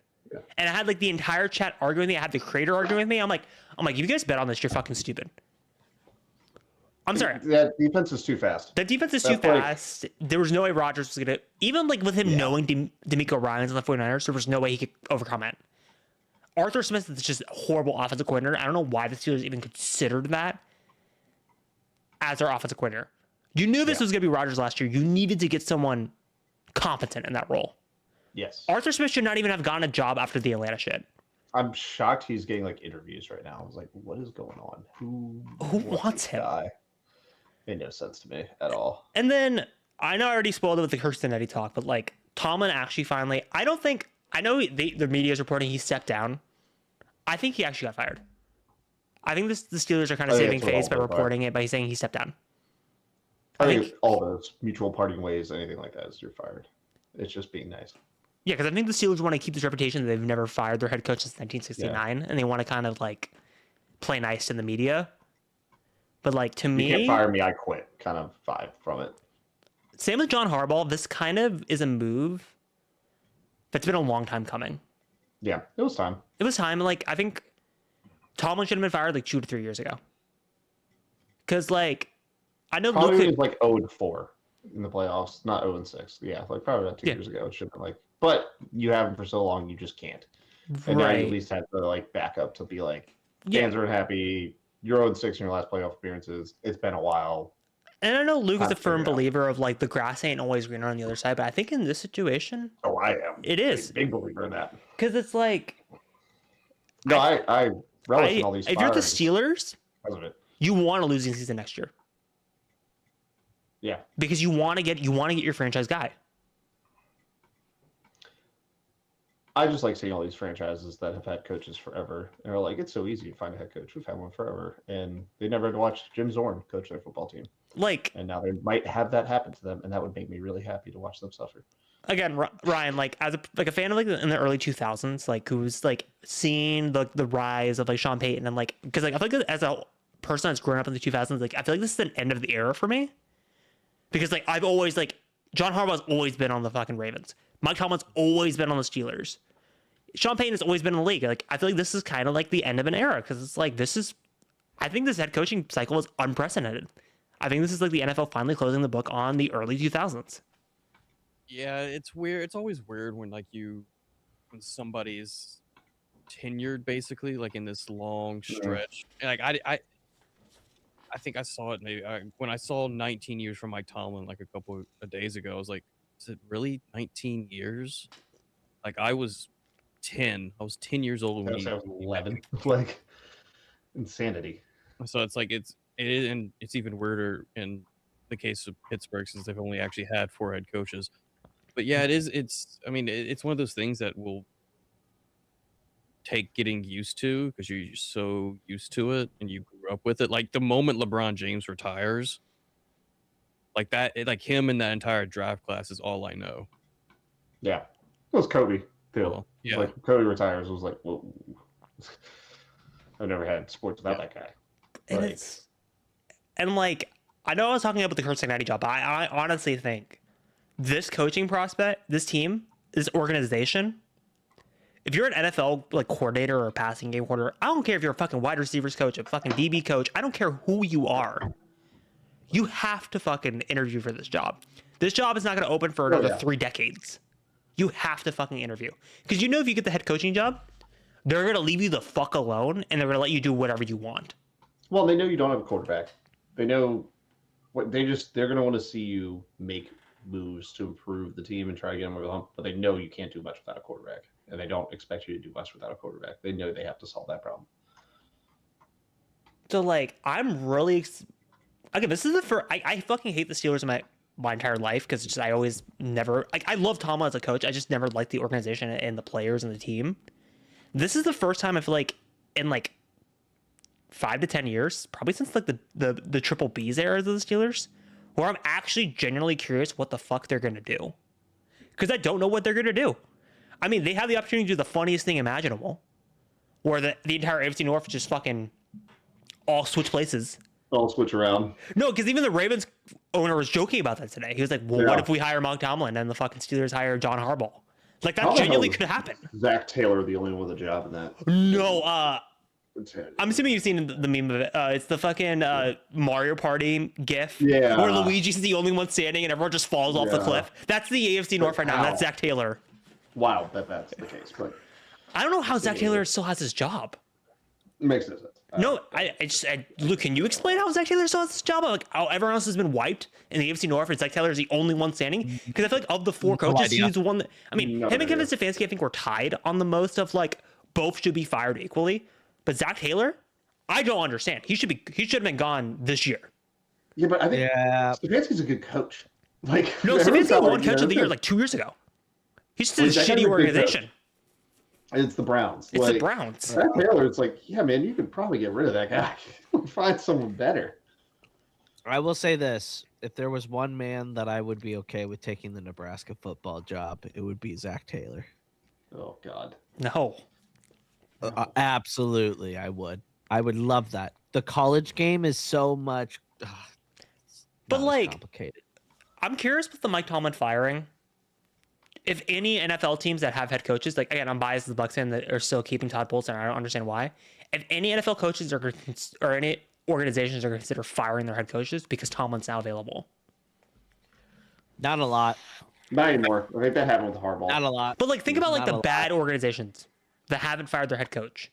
You got to at least entertain like, okay, well, we're not going to be good, but we're going to be mediocre. And now we haven't had that. You're not gonna. You're not like if you're the Titans. I know they already fired their head coach. Luke, no, that's not a good. It's not a good pitch. It's not a good pitch. I know it's not a good pitch. But like, think of the Titans. I know they just fired Brian Callahan, but you got said it though. No, but like Luke. Generally, there are teams out there that are thinking like this. The Cardinals are thinking like this. Our culture has fucking been in the shitter the last couple weeks. We just need a culture guy for 2 to 3 years, and they'll hire John Tomlin. Harbaugh the guy that you want? No, I don't want him. I'm just saying, like, think of the Cardinals. They'll hire Tomlin in a heartbeat. They'll fucking trade draft picks for him. Because remember, Tomlin's not let go of the Steelers. He stepped down. They have to trade for his likeness. I want to put that on the record. Tomlin is not free to just yes, they can interview him, but the Steelers still own his rights. They have to go trade for him. That's hilarious. No, but like, look, if you think that the Cardinals or Titans are not going to consider hiring John Harbaugh or Mike Tomlin, I think a lot of bad teams will consider being mediocre over being bad. Look at I'm biased here as a Bucs fan. Look at Tampa. We would rather be mediocre than bad. There are a lot of organizations out there in the NFL that will hire Tomlin in a heartbeat. Because they see, like, I don't understand this. As an NFL fan, I will never understand this. The prospect of firing your coach for the grass is always greener is rebuilding. I will never understand it, but people will rather get guys that their time has run out than guys that are younger and like have better upside because they want the culture. They want the culture to be there. So that's why I think that Tomlin's going to get interviews. I don't think Tomlin, because like, I don't see Tomlin going into NFL networks and like, I don't see him on CBS. I don't see him on Fox. You're telling me the guy that was like, I don't listen to the outside noise is going to become the outside noise?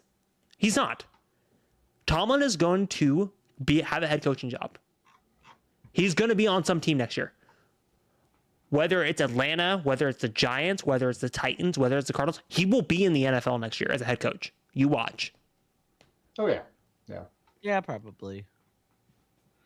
I think he'll do TV first, though. I think it could be a Sean Payton and be like, situation. and if he does really well at it, he's like, hell no, I'm not. I could see it being. It's Sean Payton 2.0. Yeah, he'll be Sean Payton 2.0. Yeah. I could see. Actually, honestly, I know people are throwing it out there. I could see them kicking Terry Bradshaw off Fox because his time has ran out. They put Mike Tomlin there for a year. He goes and leaves and gets another job, and then they replace him with another guy. Hell, Well, CBS has the opportunity to do the funniest thing imaginable. Imagine they got rid of Cowher and they put Tomlin in, and Cowher got replaced by Tomlin twice in his career. That would be the funniest fucking thing possible. Because there also is an opening at CBS with Matt Ryan. yep, that is true. That is true. But like, do you guys have any like prospects? Do you think Pittsburgh is going to go after head coaching wise? I think Brian Flores is the most likely. Flores is probably the one. Flores is probably Flores makes too much sense. Because like, I think they should go offensive minded and kind of go against their history and get a young offensive guy. And I think that makes sense. No, I don't think they will. no, they are not going to pick against their culture. Come on, they're the Steelers. The City, the Steelers bullshit is real. They want to go 9-8 and win a Super Bowl that way. Yeah. where we wave our yellow towel. By the way, speaking before we get into the bets, did you guys fucking see the Houston Texans mascot ripping apart a Steelers towel? Dude, that's hilarious. Do you know that? Here's the better thing. one was him. Here's the thing with I don't So believe. much funnier. Here's the thing with like the fucking the towel. I'm not a Steelers fan. You don't fuck with the towel. Bad shit happens when you fuck with the towel. Well, The without a doubt better tweet was the one the mascot put out on Saturday at the like 4:30 game where he was running around the stadium like where is everybody, because that's their classic time slot. That was yes, hilarious. That is. That was one of the funniest things I've seen in a long time. I had me howling. I get it. It's hilarious. That's again, you don't fuck with the towel. That's like my main takeaway from that situation. Yeah, well. They fucked around and they're gonna probably find out on Sunday. Yep. All right. Bets. Bets time. Let's go. Ooh. All right. So, hold on. Give me a second. Commercial break. Bills Broncos. It's Bills Broncos, my guy. I can tell you the spread right now. Bills Broncos 1.5 over under 44.5. Luke, the money line is so weird. I've never seen a money line like this. I had to check it like 5 times. That's normal. Really? Oh, that is normal. Yeah. That's normal. Yeah. That's normal for the 1.5 number. That's a pick 'em. Do you want, like, honestly, my So my actual thoughts are Broncos lose because they have too much prep time. Like they haven't been in this position in a handful of I years. agree, but I also disagree. I think what's going to kill them. I'm sorry, Broncos Nation, Broncos country. I'm not a believer. Bo Nix is like the Tim Tebow 2.0. He's like weirdly sleepwalks his way through the first 3 quarters. Luke, hear me out. He'll weirdly sleepwalk his way for the first 3 quarters and then wake up magically in the 4th quarter, and then fucking like come clutch. That's not. Maybe you'll win a maybe you'll have a Caleb Williams situation where you like win 1 playoff game. That's not sustainable in the entire playoffs. I know their defense is elite, but like Bo Nix has to fucking figure it out in the next couple of years if he wants to sustain this. That's fair. So like that's the only reason why I don't believe in the Broncos. However, if I had a choice between A, B, C or on this right now, A, B, C, and C, I'm going D on this bet. I'm not betting on the spread. I'm not betting on over under. I already told Luke this. I'm not betting on the money line. I'm going on props for this game. Yeah. I'm going Josh Allen anytime touchdown, and I'll feel comfortable with that. Yeah. That's a pretty good one. It's a pretty good one. And I'll just sit back and let y'all discuss this. And then I would do Allen rushing yards over. This team is gonna. That's the one thing against the Broncos defense is that they do struggle with like mobile quarterbacks. So, and Vance Joseph has already got his head in the clouds about getting interviews for head coaching jobs. So, I think the Bills might win this game. I Like, mean, Josh if they beat the Broncos, that would. but here's the thing. I know you missed most of the Bills Jags discussions, but if the Bills lose this game, Oh, I didn't miss anything. I didn't miss. if the Bills lose this game, do you consider firing McDermott and hiring Brian Daboll? No. Because Brian Daboll was his guy. That was No. Did you guys hear about Brian Daboll calling the Giants and being like, "Yo, you need to hire John"? Like that's the most weirdest. Well, did you but see also that? thing ever. Sorry, not to make this college. Did you see the fucking clip of Jackson Dart when asked about Lane Kiffin? who's gonna be the Giants' next head coach? And he Oh, said and he probably said Lane Kiffin. Harbaugh or probably Kevin Or Stefanski. Stefanski. Yeah. Oh yeah, I did see that.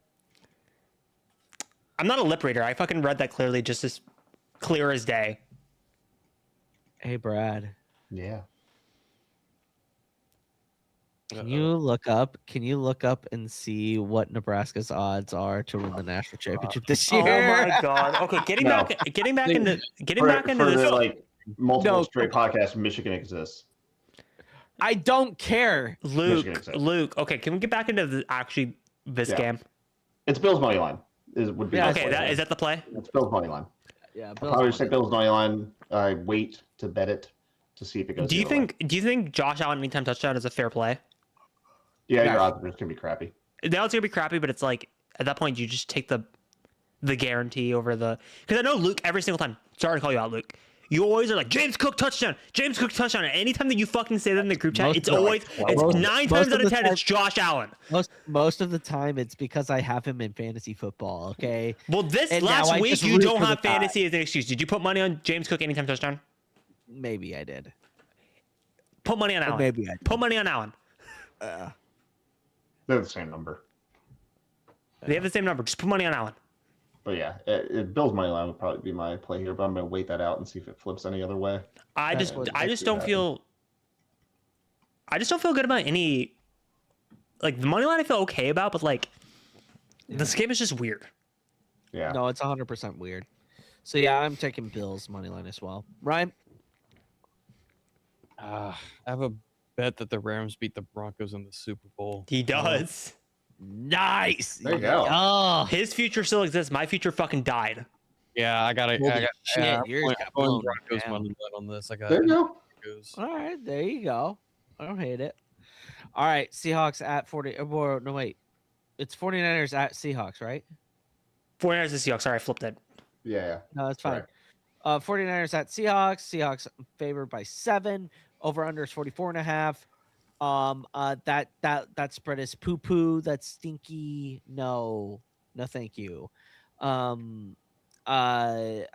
would have to take the Wrong. under here. Oh, I The play is Hawks -7.5. concur. I concur with Brad. I concur. They're like Seahawks like covered a crazy rate this year. They're such a good team. They're so well coached. I know I don't particularly want to bet on Sam Darnold. The 49ers are too injured. It's going to catch up with them at some point. We've seen this happen before. It's bound to fall over, and that the Hawks are wagging right now. I concur with Brad. Yeah. I'm going Seahawks -7. Yeah. I feel. Look, you're gonna call me a Boys. fucking homer all you want. You can call me a fucking homer. Boys, Luke, Luke, I don't know Luke, if that's the Luke. play. Hi, welcome to reality. The Hi, 49ers are in injured. The last reality. time the Seahawks and 49ers played each other, the Seahawks defense held them to 3 points. Hi. Yeah. Yeah, well now they're healthy. Cool. I don't care if Fred Warner's out Hey, there or Fred? San San Fran's less healthy. Seattle Well, will fucking. isn't it I don't care if what's Sam his face? Darnold's at quarterback. I don't care. Mike McDonald and Clint Kubiak are. I trust Clint Kubiak and Mike McDonald way more than I trust Kyle Shanahan at this point in time. Well, Seattle. I think Seattle's gonna fucking win this game outright, and I think it's gonna be a defensive slug match. And I think they're gonna lean on the run game just one. I think it's gonna literally be a repeat of Week 18. Fuck. Now that I'm thinking about it more, Brad, Also, you're right. by the way, I'll make If more the arguments. play is I'll make more. -7.5, I'll make more arguments for is it Seattle. 7.5 or is it 7? 7. 7. Okay, yeah. At 7 is not as disgusting. I will also make more arguments for Seattle. I So think that's like 8.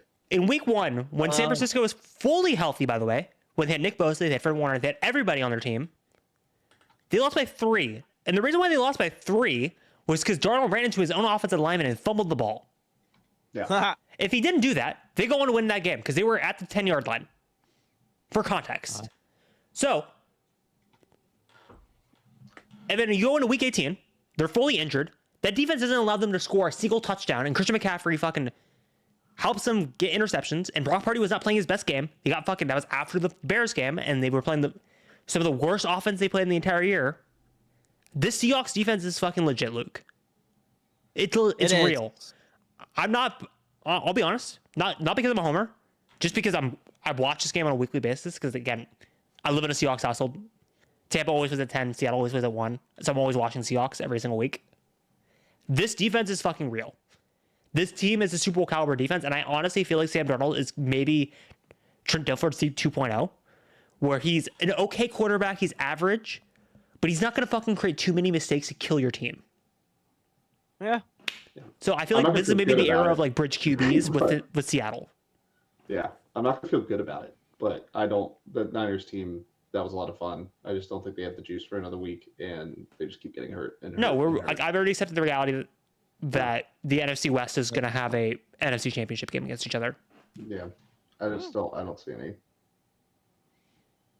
It's gonna be a weird one. I don't want to bet on Darnold, but it makes too much sense. I don't mind betting on Darnold just because I trust Clint Kubiak more as a play caller, and I feel like Seattle's not going to put Darnold in situations where he's going to kill their No, team. I they think won't they're put going him to in lean on Kenneth situations. Walker and Zach Charbonnet to do the Yeah, damage.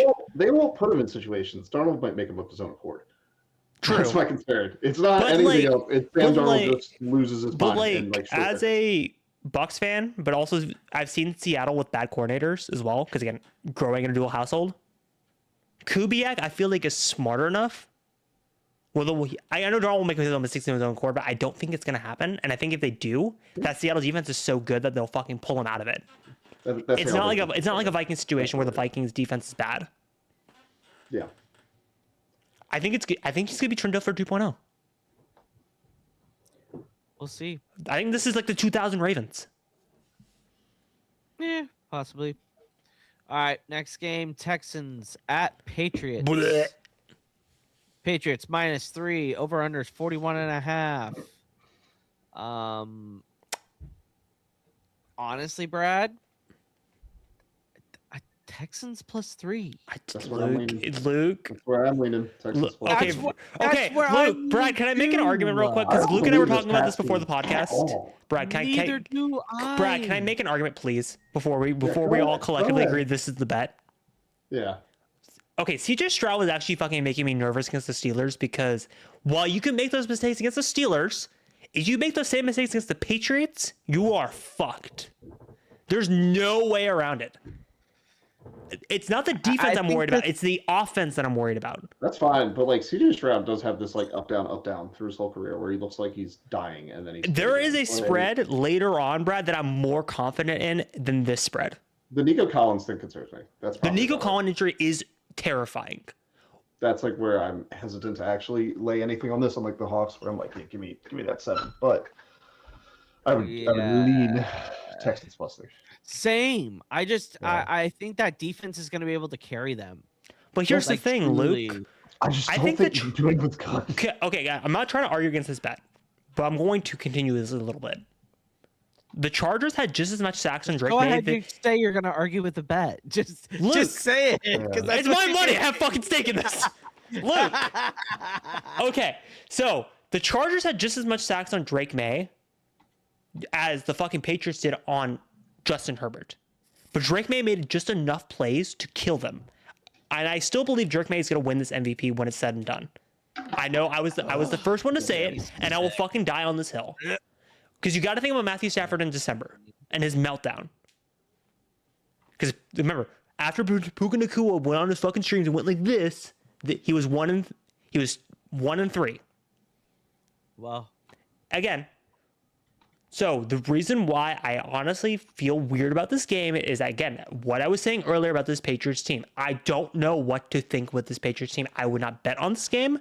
Mike Rabel is enough of a dog of a head coach. Josh McDaniels has been in this moment before.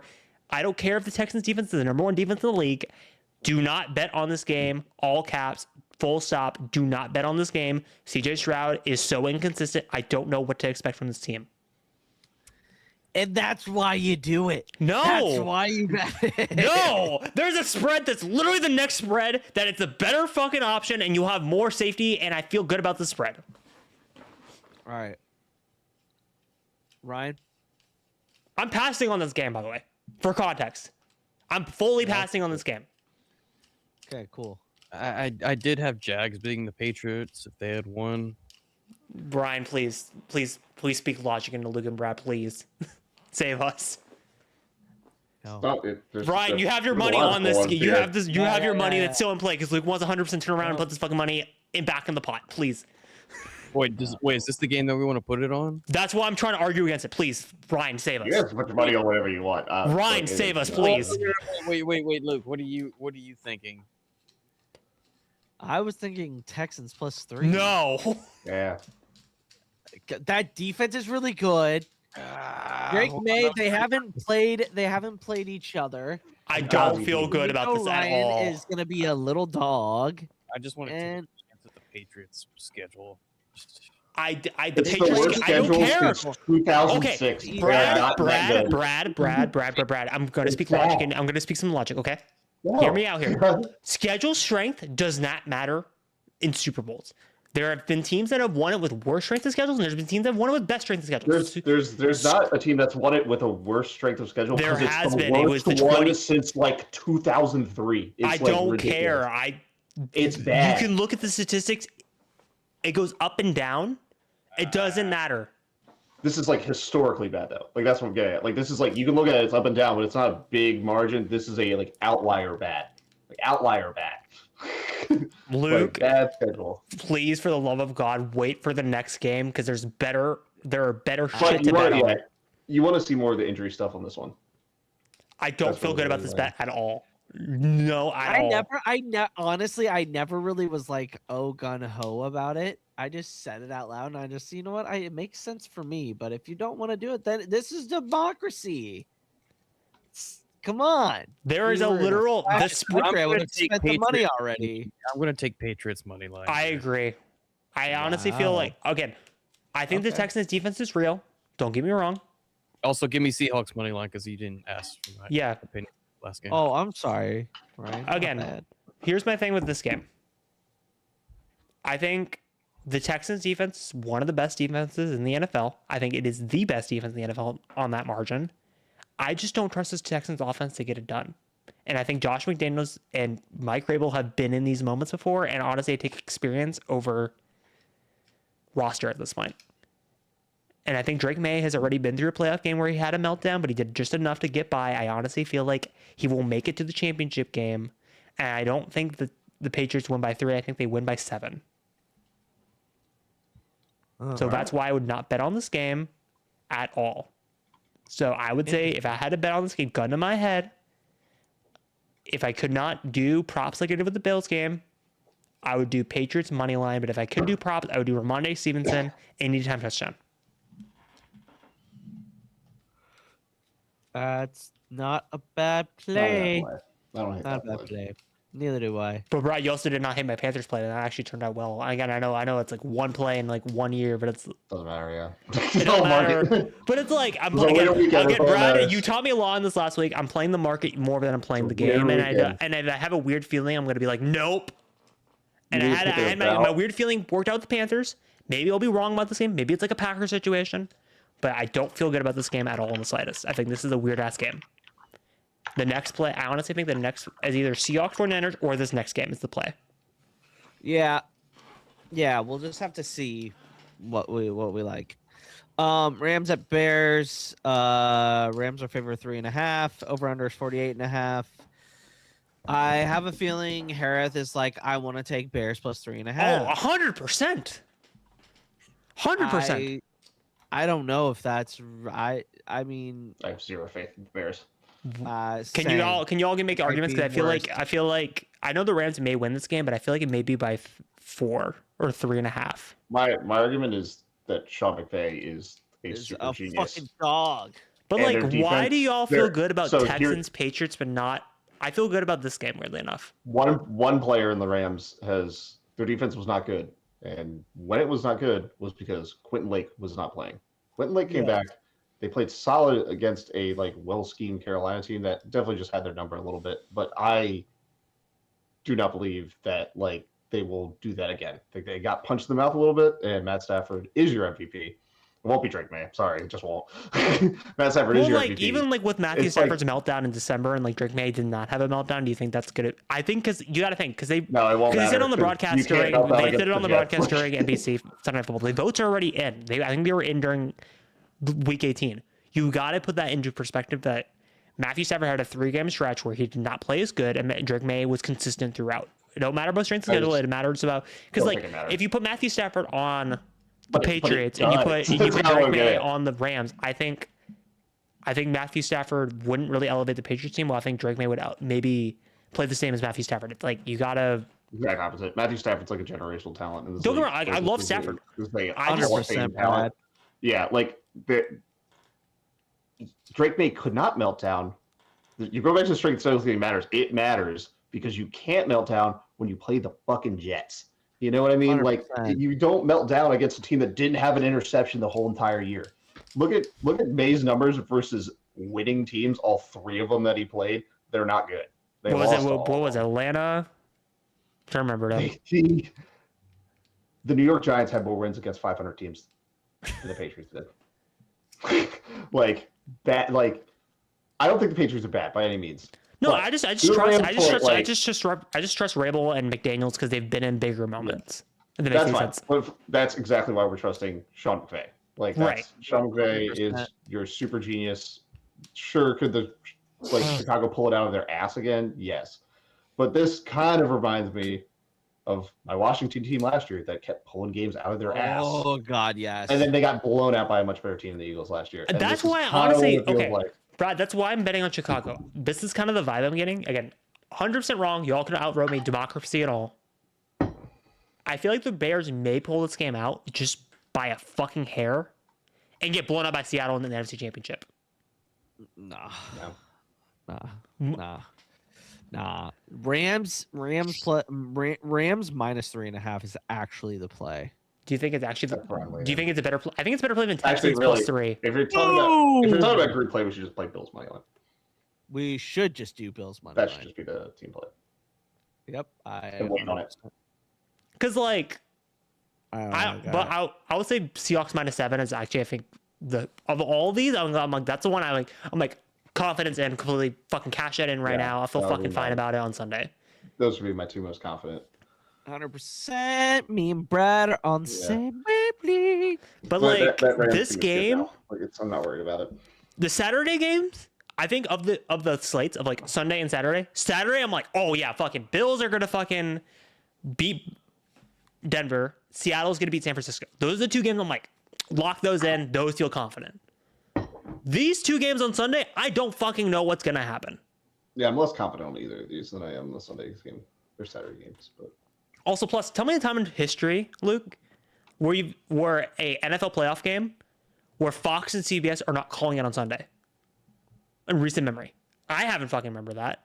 it's weird. It's weird. Both of Fox and CBS are calling the Saturday games. It's NBC and ESPN on Sunday. Oh, Is it really? Yes. Did I not call it in the group chat when the schedule got released and the days got established? I was like, this is gonna happen. I only got Fox wrong. CBS is calling Bills, Broncos. Fox is calling Seahawks, 49ers. Texans, Patriots is ESPN. Rams and Bears is NBC. Fox and CBS are on Saturday. That's crazy. And you get to hear Tony Romo talk about Josh Allen once again. I'm going to want to fucking jump off a cliff. All right. Brian, what was your pick? I just put $5 on Rams spread. Rams 3.5. Used $5 of last week's Indiana spread winnings. So There we go. Wait, did Wow. you actually deadass bet on 40.5? for Indiana, Oregon. Oh, they were minus like. No, because Ryan jokingly put in the group chat like 40.5 midway through the game. it was Miami Ole Miss with was it Miami Ole Miss? Yeah, it was Miami Ole Miss that day. Yeah, because Yeah. I was like, I was still fine with it because I wanted Ole Miss. Anyway, like, that's right. again, it goes back to what I said last week with this game.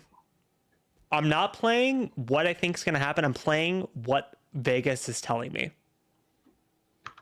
That's why I was leaning towards Bears 3.5, because I feel like it's like Panthers. I'm getting the Panthers Rams vibes where it's like, okay, I think they're going to lose, but I think it's going to be by a last second field goal by Matt Gay. Or not Matt Gay, Fatter the kicker. Or Thicker kicker. Because that's the nickname for the. I'm not being disrespectful. That's literally the Los Angeles Rams nickname for the kicker. So that's why I'm playing that. Again, Brad, you could fucking because you have more experience than I do. But I'm just kind of going my gut here. I don't like. That's a tougher game to handicap in general. But I just. Is it a situation where it's like what I was saying with Bills Broncos? Is that a situation where you go with the props? Probably. Do you go like Puka Nacua anytime touchdown? Because I feel like that's inevitable. Where I may lean, which actually for the Seahawks would maybe also be my lean. JSN anytime touchdown? No, Zach Charbonnet. Zach Charbonnet. So yeah, one of the things that's the cashed play. a lot on this year is Rams like team total. Yeah. One of the things I really like to play are team totals, because it removes a variable. I like, who cares if they don't cover a spread? I just need them to score 24. Like, you're just betting, you're like shrinking your vector. I actually look. I'm not trying to overrule us because this is democracy in our team bet. I actually kind of agree with that play. I don't know what the number is on the team totals though. I have to look, but that's probably where I'm leaning on that one when I actually bet it. Well, because let's be real. Like in this game, I feel like it's not going to be defensive. I think I trust the Rams defense more than I trust the Bears defense, but I feel like it's going to be an offensive shootout. Knowing Ben Johnson, knowing Sean McVay, knowing Matthew Stafford, knowing Caleb Williams this last year, it's going to be whoever gets the ball last is going to fucking win the game. Probably. I would agree with that. So I honestly feel like Bears total points over, maybe the play. Or not Bears, Rams total points over. Sorry. Yeah, Rams team Total total points over is the play. Rams here. total, yeah. That's the play. Let me see what the number is. Either that or Bills money line or Seahawks -7 is the three I feel the most confident in. Is like those feel like the kind of like for sure things. It's like I don't want to put like, I know it's only $30 and who cares, but it's like if we're putting it back into the pot, like I want to make sure it's like on a safer play more than anything. Because it's like I'd rather just get the cash out and just fucking. What is it like half in? Like 260 is what the pot is roughly? Pot's 227. Is that how much it was? Because we each got $57. Yes. Okay. So it's like I want to make sure it's on a kind of like, because remember, Niners, Eagles felt safe because it's like, okay, the Eagles are fucking self-implode. But now we're in the stage where we're all with competent teams. It's like you kind of want to put it on I put in quotation because it's the playoffs. Anything could fucking happen. Safer play. They're at You don't 26 want the variables to come in because like Texans is like, okay, CJ Stroud's going to tank in this game. Bears, Rams, it's 50-50. I honestly feel like it's a coin toss, even though I trust Sean McVay more in bigger situations. Seahawks, Niners, that's honestly the game I feel the most confident about, weirdly enough, of these four. Bills, Broncos, it's like my second most confident. So I honestly would say Seahawks -7, Bills money line, Rams total points is what I would put it. Probably Rams total points I got the top, then Seahawks -7, then Bills money line. You mean Rams team total? Yes, Yeah, Okay. Rams. that would be my ranking in like a tier list order. Yeah. Yeah. Because it's like you want to remove Yeah. as many variables as possible because we already like are invested into Look at- this. Ryan, Mm, you okay? I mean, I'm just thinking. Because we're actually at stake for one of these fucking betting segments. Because usually in betting segments, we're just like, oh, we think this is gonna happen. No, the way, no. It's We're all just crunching funny numbers over because here. 30 minutes ago, Ryan thought that we had lost our bet, That's funny Yeah. as fuck. even though it was in the group chat. Yeah, I misunderstood the overspread. Yeah. No, Those Ryan's are gonna actually happen. because, like I said, 100% transparency on this podcast. Sorry, I'm just revealing too much at this point. I don't fucking care. Championship weekend, we're all fucking stopping. We're all stopping championship weekend. We'll see. We'll see. who's The, in the it. trade have a stops at problem. championship weekend. We're not fucking going to Super Bowl. We'll see. You might. I have a problem. Super Bowl's like my legit Super Bowl. No, Super Bowl. I'll I'll send Luke $5, $10, and we'll fucking have fun. Championship put weekend, so the much money. group bet stops here. Brad's gonna celebrate. He's gonna actually do a parlay. Oh, I might do a parlay. I might do a bunch Oh, of Super shit. Bowl, I'll send Luke $15 parlay, but like the actual group spread bet stops the championship Brad. weekend. Super Bowl, I'm Brad, gonna go crazy. Brad, did you look up to see what Nebraska would be at for? No, No. he did not. I'm doing you a favor to not bet it. Hey, Brad. No, I looked it up on FanDuel, but like, Okay, Yeah, No, but- last time I okay, checked, Brad, they didn't Brad, have Brad, odds Brad, for it Brad, anymore Brad, because Brad, it's Brad. so I'm far in sorry. I Michigan's know we're favor. leaning on you so fucking hard right now Yeah. because we're in this live podcast debate over what is. I know we lean on you with Niners Rams, or Niners Eagles. That one felt super fucking obvious. What is the safest play? Because we're all I just- fucking torn. I just played Rams team total over 26.5.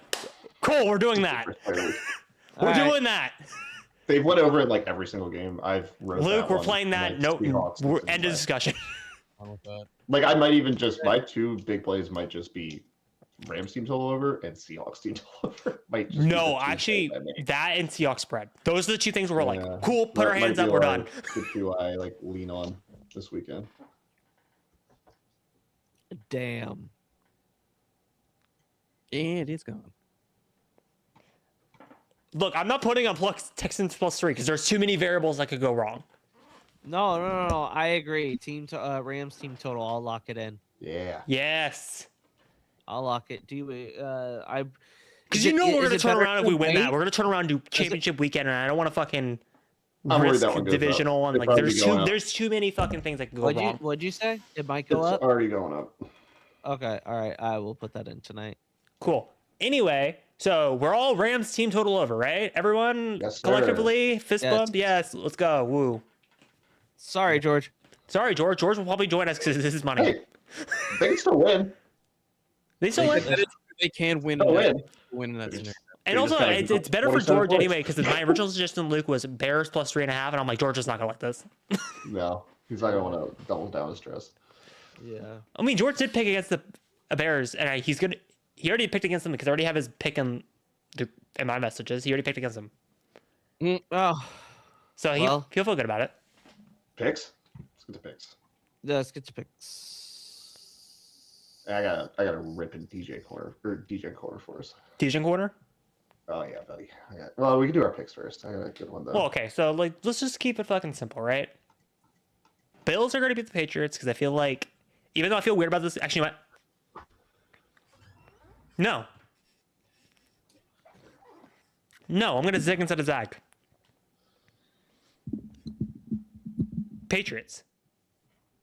Oh, you scumbag! I'm sorry. I'm going with playoff experience. I don't. I'm sorry. I'm sorry.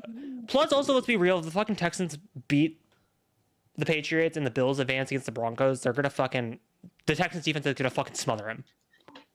Either way you cut it, the Bills are fucked either way. So, Patriots, Seahawks, Rams, and then Bills. Those are my 4 picks. Luke, what are you going with? For every game. Where we go? Bills, Seahawks, Texans, Rams. Ryan? Broncos, Seahawks, Patriots, Rams. Ugh. Me and Ryan are in agreement. Okay, we're lockstep on Yeah. this. Bills, Hawks, All Texans, right. Rams. Okay. All right. When we get into records, Sure. before we close this Sure. out. Okay. So last week, all about the band in college. Luke and Brad, you went 0-2. You guys went. Not bad. You guys struck out on that one. 0-2. Holy shit, that's terrible. Because we lost in the under bet. We all lost on that, so everyone already got a loss Oh, on yeah, that. that's And right. then you and Brad went Oregon plus 3.5. Not good. And you guys were I trying to talk mean, me that into one it. I up said for no, now. fuck Oregon. I actually God, that was went so Indiana. Me and Ryan dumb. went Why Indiana the money fuck? line. Why the I went fuck Indiana is it- spread. So me, Ryan, and George went all Indiana. So me and Ryan and George went 1-1. Now let's get into the NFL. There's no way of sugarcoating this. There's a 4-way tie in second place. What? Me, Ryan, George, and Brad went 5-1 because we all picked Jacksonville. Fuck Josh. I barely scraped by with a 5-1 because I told Luke this on the phone before the podcast. I spoiled this already.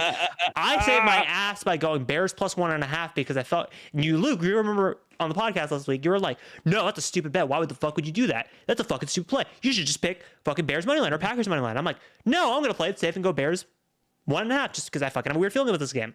Because I wanted to win either way. And guess what? That fucking saved me from 4-2. Well, And then Luke over here, fucking asshole, went 6-0. Nice. what work. up, bitch? He fucking cleaned the table. You went completely 0-2 in college, but you cleaned the table in NFL Fuck yeah, I did. because you were the only one that Goddamn. went Buffalo. The rest of us went Duval. Oh, God. Sometimes I know things, man. I just Sometimes fucking I trusted know Liam things. Cohen. Anyway, let's get into overall records. So technically, as per usual, Brad in last place, even though technically he's probably in first place. If he started earlier in October with the rest of us, he would be in first place, keeping that 100%. But for now, he's 39-21. And then in last place for realsies, we got George at 158 and 1-10. Then we got Luke at 161, 109. Then we got here comes the meme numbers. We got Ryan at 167, 103. And then you got my very nice 169, 101. And then you got Ryan over here with fucking. 6, 7. So technically, I'm still number one. But if Brad started on since the very beginning, Brad would probably be kicking all our asses up and down the streak. But All right, But because of that, victory lap, motherfuckers. Brad's D-Gen corner. This is a good one. This is such a good one. I'm scared. Let me get my- Why should I be scared? No, hold on. Oh, we're in the golf season. Oh yeah, we are. Oh no! Boys, it's the best time of the year. Golf season starts this weekend. We are down in Hawaii at Waialae Country Club. It is normally this is kind of a know-nothing, kind of semi-boring event. Not a lot of big names play it because normally they play at Kapalua at the Tournament Champions last week. There was no Kapalua, so this is the kickoff to golf season this week. I love betting on golf. Golf is not a profitable market to bet. It's just fun. So we're gonna do. I'll keep it a little abbreviated. We model some shit out. That's how we do it. Rise. So for this week, we're leaning on how I build my models for golf. It's pretty simple. I try not to get too in depth into that, but I look mainly at course key stats here to figure out kind of what's good. I am of the mindset putting doesn't fucking matter. It definitely matters, but when it comes to betting, you basically are trying to figure out the best ball strikers and hope they have a hot putting week. So what I do is I kind of look in here, pick some stuff that I like, some stuff that I'm intrigued by, and then I run a model. So I baseline my model off of strokes gained, which is how golfers are kind of measured per shot. So I build a baseline off strokes gains off the tee and strokes gained approach, which is ball striking. I remove around the green. For Wildlife, short course, a lot of par fours, one of par four scoring, strokes gained on par fours. It's also very narrow, high rough, grown to like 3.5 inches. So we wanted accurate drivers this week. One of the where golf gets weird. What in the fuck, Brad? Wild. Wild. So strokes gained putting, I do include it because the one thing that's important in golf is grass. And golf is such a psychopath sport.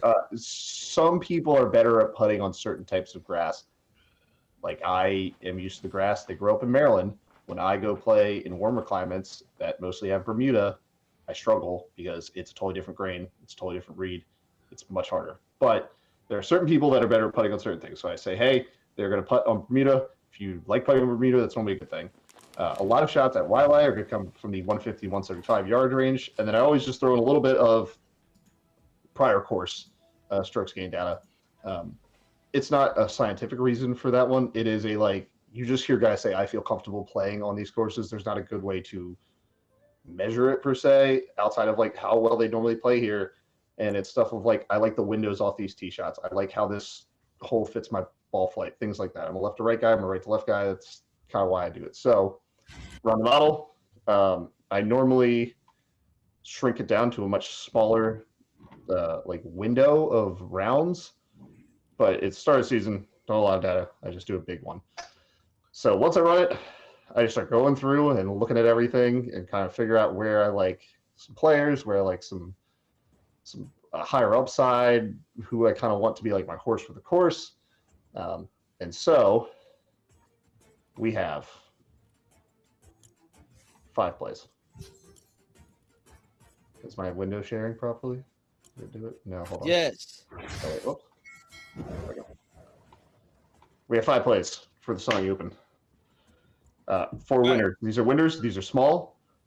Rico Hoey is one of the best ball strikers on the planet right now. He played very well last year. He cannot putt to save his life.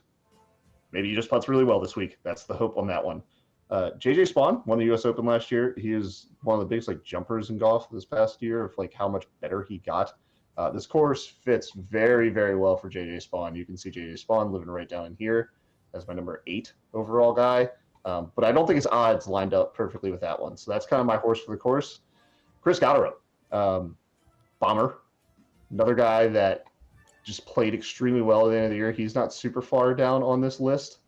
But he's a guy that won last year, won the year before, young guy, beat out Rory McIlroy at the Scottish Open. So he's got the kind of stones to go up and do it. Pearson Coody, this is where it gets fun. These are your bombs. Pearson Coody and Michael Brennan are, in a sense, rookies. Brennan's not technically, but Pearson Coody played on the Corn Ferry Tour last year. Pearson Coody is a ball striker's delight. And then Michael Brennan might be the next hot name in golf. If you hear Michael Brennan popping up on these big tournaments, things like that, in the next few years, don't be shocked. The guy's got a great all-around game, very good college player. So we're just some long shots on those guys. We're going to get out there. I mean, these are quarter unit bets. We're just having fun. We're hoping to hit 1 or 2 of these a year and celebrate. There's 80 to 1, 70 to 1, 50 to 1, that kind of stuff. So hoping for some fun. It's going to be a good time. Should be a fun tournament. Love this time of year with golf. It's prime time, 9, 10 o'clock at night. Very enjoyable time of year to watch some good golf in Hawaii. So it should be fun. What? That's my only play. Those are my only plays for the week. I have some active plays. My only other comment for it is we were definitely in the good on that San Francisco bet last week. Bob Weir, the Grateful Dead, passed away. Big San Francisco man. One of the most important people in my life. Gonna miss Bob dearly. Love the Dead. May the 4 winds blow you safely home, Bob. And that's why the Niners could win that game. So good overall week. Ryan, are you watching South Park right now? Can you hear that? Yes, we've heard it the entire fucking time. I didn't realize that. That's No, I thought it was on Brad's shared screen. So Luke, sorry No. for you keep me constantly going like, what the fuck? Who's watching South Park? I didn't realize that. No, that's Fortnite. I just keep hearing that. I didn't realize that Going down South Park. I guess I have something. I guess my XLR is being weird. Oh, now I hear Fortnite. Now I hear it. Anyway, sorry for riding your coattails, Brad, at the end of the season. No. Well, That's why we brought him on. Brad Alright, brought everybody. order to the bets because we were fucking a bunch of fucking idiots. Jesus, math. it was so bad. We were It so was stupid. bad. Brad, where can the good people follow you? You can find me on Shakedown Street this week. Wherever it may be next, I will be there. Ryan, where can the good people follow you? They can find me at RyanPW_ over on Twitter and TikTok, as well as every Thursday on the Podwise talking Star Wars. What the fuck is that, Luke? Harris. The good people can follow me at Hair Productions on TikTok, where I occasionally go live with a bunch of Bucks fans and act like a fucking idiot on lives and actually school the fuck out of them and actually tell them what, because I'm a ball knower. You can find me on my Instagram. Occasionally I post on Instagram stories. You can find me here at Iron Guyz every Tuesday night. You can find me over at the Pod Ones every Thursday night as we do our Mandalorian rewatch. And anything else? Oh yeah, I'll occasionally on here argue with Luke about bets. Anyway, Luke, where can we find you on social media? Egghead2123 on Twitter and Instagram. You can follow me at the Pod Ones on all social medias. While I'm joined with Ryan and Harris. What the fuck is that horn and down? What the fuck? occasionally- You're a Texas Longhorn fan now? You go horns down, motherfucker. You can with our friend Char as well. And then you can find me for Star Wars content at Jedi Master Eggs. I don't really post much there, but whatever. But with that, let's have another successful weekend. Brad, you really need to look into what this team is a magical team.